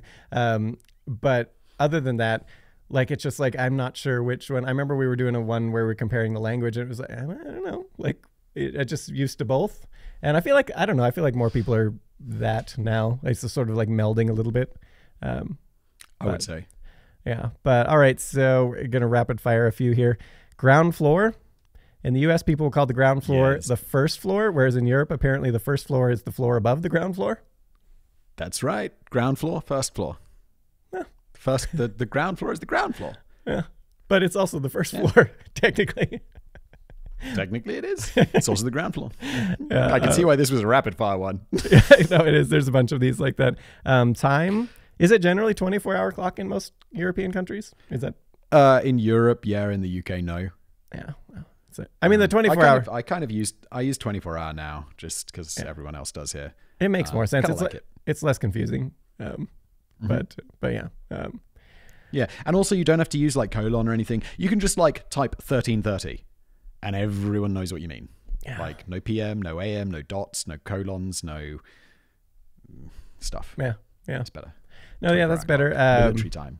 Movies. All right. This can't be true. I refuse to believe this is true. Okay, here we go. In the US, you go to a movie, freshly popped popcorn always with melted butter and all that. Yes. Supposedly not a thing in Europe, according to these people I read. I could not be smoking crack. Exactly. Yeah. I thought that's not. We don't have it with melted butter, but we'll generally salted popcorn is the biggest one, and then there's also sweet popcorn. Yeah. Okay. They did say that, but they also said it was usually stale, where it's like not a. But why would it usually be stale? People are buying it. Popcorn's always good. Yeah. People buy it, and it's super cheap. So why would they not just throw it away and make new one? It's always pretty fresh. But not really the melted butter thing. That's not like a major thing. No, I don't think I've ever had melted butter. I mean. I've had Really? butter popcorn, but Yeah, it'll yeah. be like a microwave version. But Yeah. normally we have salt or sugar, or salt and sugar together, which is awesome, Mm-hmm. or like caramel sort of popcorn. Yeah. Like, All right. yeah, Yeah. butter not so much. Taxes, we don't have to dive into it too much, but the UK is a pay-as-you-earn system I thought was amazing. Is that still correct? So if you mean if you're employed? Yeah, so it's so how does that work, pay-as-you-earn? Just briefly. You just, well, at the end of every month, I've had so few jobs. That's true. How it worked 20 years ago was like, you work, and then at the end of the month, you get something called a pay slip, and then it tells you how much money they're putting into your bank account, and that's your interaction with money. And then you Like- don't have to file taxes for the year annually or nothing. No, I love that. No 'cause one the- in Europe does this. You just have to do. Your employer does it for you. Yeah, well, I mean, in the U.S. they have where the employer will deduct a certain amount, but it's sort of based on what you tell them, but also like it's always a little bit of a guess. So you always get like, you just don't know. You're either going to, sometimes you'll owe a lot of money, sometimes you won't. Dude, this just sounds like accountants been lobbying the shit out of the government because And it's- no one does this. Like, I have to do taxes because I'm self-employed. But if you have a job, you just get paid, and that is that. It's so, Like, it's so nice. And especially- obviously companies are in a way better position to do this because Mm-hmm. if I employ someone, then they're like, okay, well, you handle the taxes. And I'm like, yeah, of course I'm set up for that because I have an accountant already Yeah. who just handles all of that shit. No, that's great. Like- It's great. And especially when you're like, when you're like self-employed like me, the swings can just be massive. And it's just like, honestly, it's almost like I'm just like rolling the dice. Who knows? Maybe this year I'm getting a ton back. Maybe I'm just having this massive bill that I But was you're not expecting. self-employed. Yeah. The same as if you're self-employed in the UK, you got to do all this shit as well. Like you Yeah. got to like keep track of your earnings and your expenses and this. I don't imagine that's that much different. And then you get a check back at the end of the year. Yeah, yeah. Or if you're Or me, you they're always like, pay you them. owe us a fuck ton more. That happened to me last year where it was just like I was because I'm doing like about an expansion, so I've actually spending a lot, but the specific way I spent it was actually the most profitable year in the company's history, but it wasn't. It was just on paper but it was a specific way it was done, and it was just like come on. Like so yeah, it was like that. And then I decided to fire my accountant and do a different accountant because I was like It sounds like a good idea. well, because also I would get these random like checks from the IRS that's just like, you overpaid here, but then like they'll say another place where like you underpaid here, and it's just like, well, could you guys just keep it and sort it and then just tell me, like, but it's like random. Can't you just less it off? Like Yeah. And it was just like random, like so I'm getting a new accountant because I feel like I'm just gonna blame them because they should be on top of it more. Yeah, no one, unless you're self-employed, no one has to think about this. Like, I didn't think about this until I was self-employed. Like, Yeah. it's That's as it nice. should be. That is like, as it should that's be. not what something regular people have to do. And you've also got to remember there's loads of stupid people. Yeah. And taxes can be pretty complicated. They are in the U.S. And So you have that system in the U.S. where they are taking money out, but it's not necessarily accurate. And like you say, and then you have to do your annual, and that's when you find out if it really, if you owe a lot. And for a lot of people, if they suddenly owe like $5,000 or get $5,000 back, no one has that. That's not realistic. Yeah, Like, that's a massive swing, and there's a lot of and then you're gonna have to pay interest on that shit if you don't have the money right away. And then it's like, you can I don't know, usually the like government should do this. The companies in the government should do this for you. It yeah, makes you no can sense usually to- zero in on it. Like after a few years of the same job, obviously you can kind of see what it should be. But like if you're starting a new job or these sort Sure, of but things, now people change jobs all the time. yeah. Like, we don't have these jobs for life like we do anymore. And people, like, I don't know, they start selling, like, fucking hats on Etsy or something. Shit changes all the time. Yeah. Like, people got new jobs. They got their side hustle. Yeah. Yeah. All right. So we got a bunch more, but I think we're going on like 2.5 hours. So I think they're all little things anyway. So I think that's good to wrap it up there. What do you think? Love it. Thank you. This was Yeah. fun. Yeah, no, that was a good one. Awesome.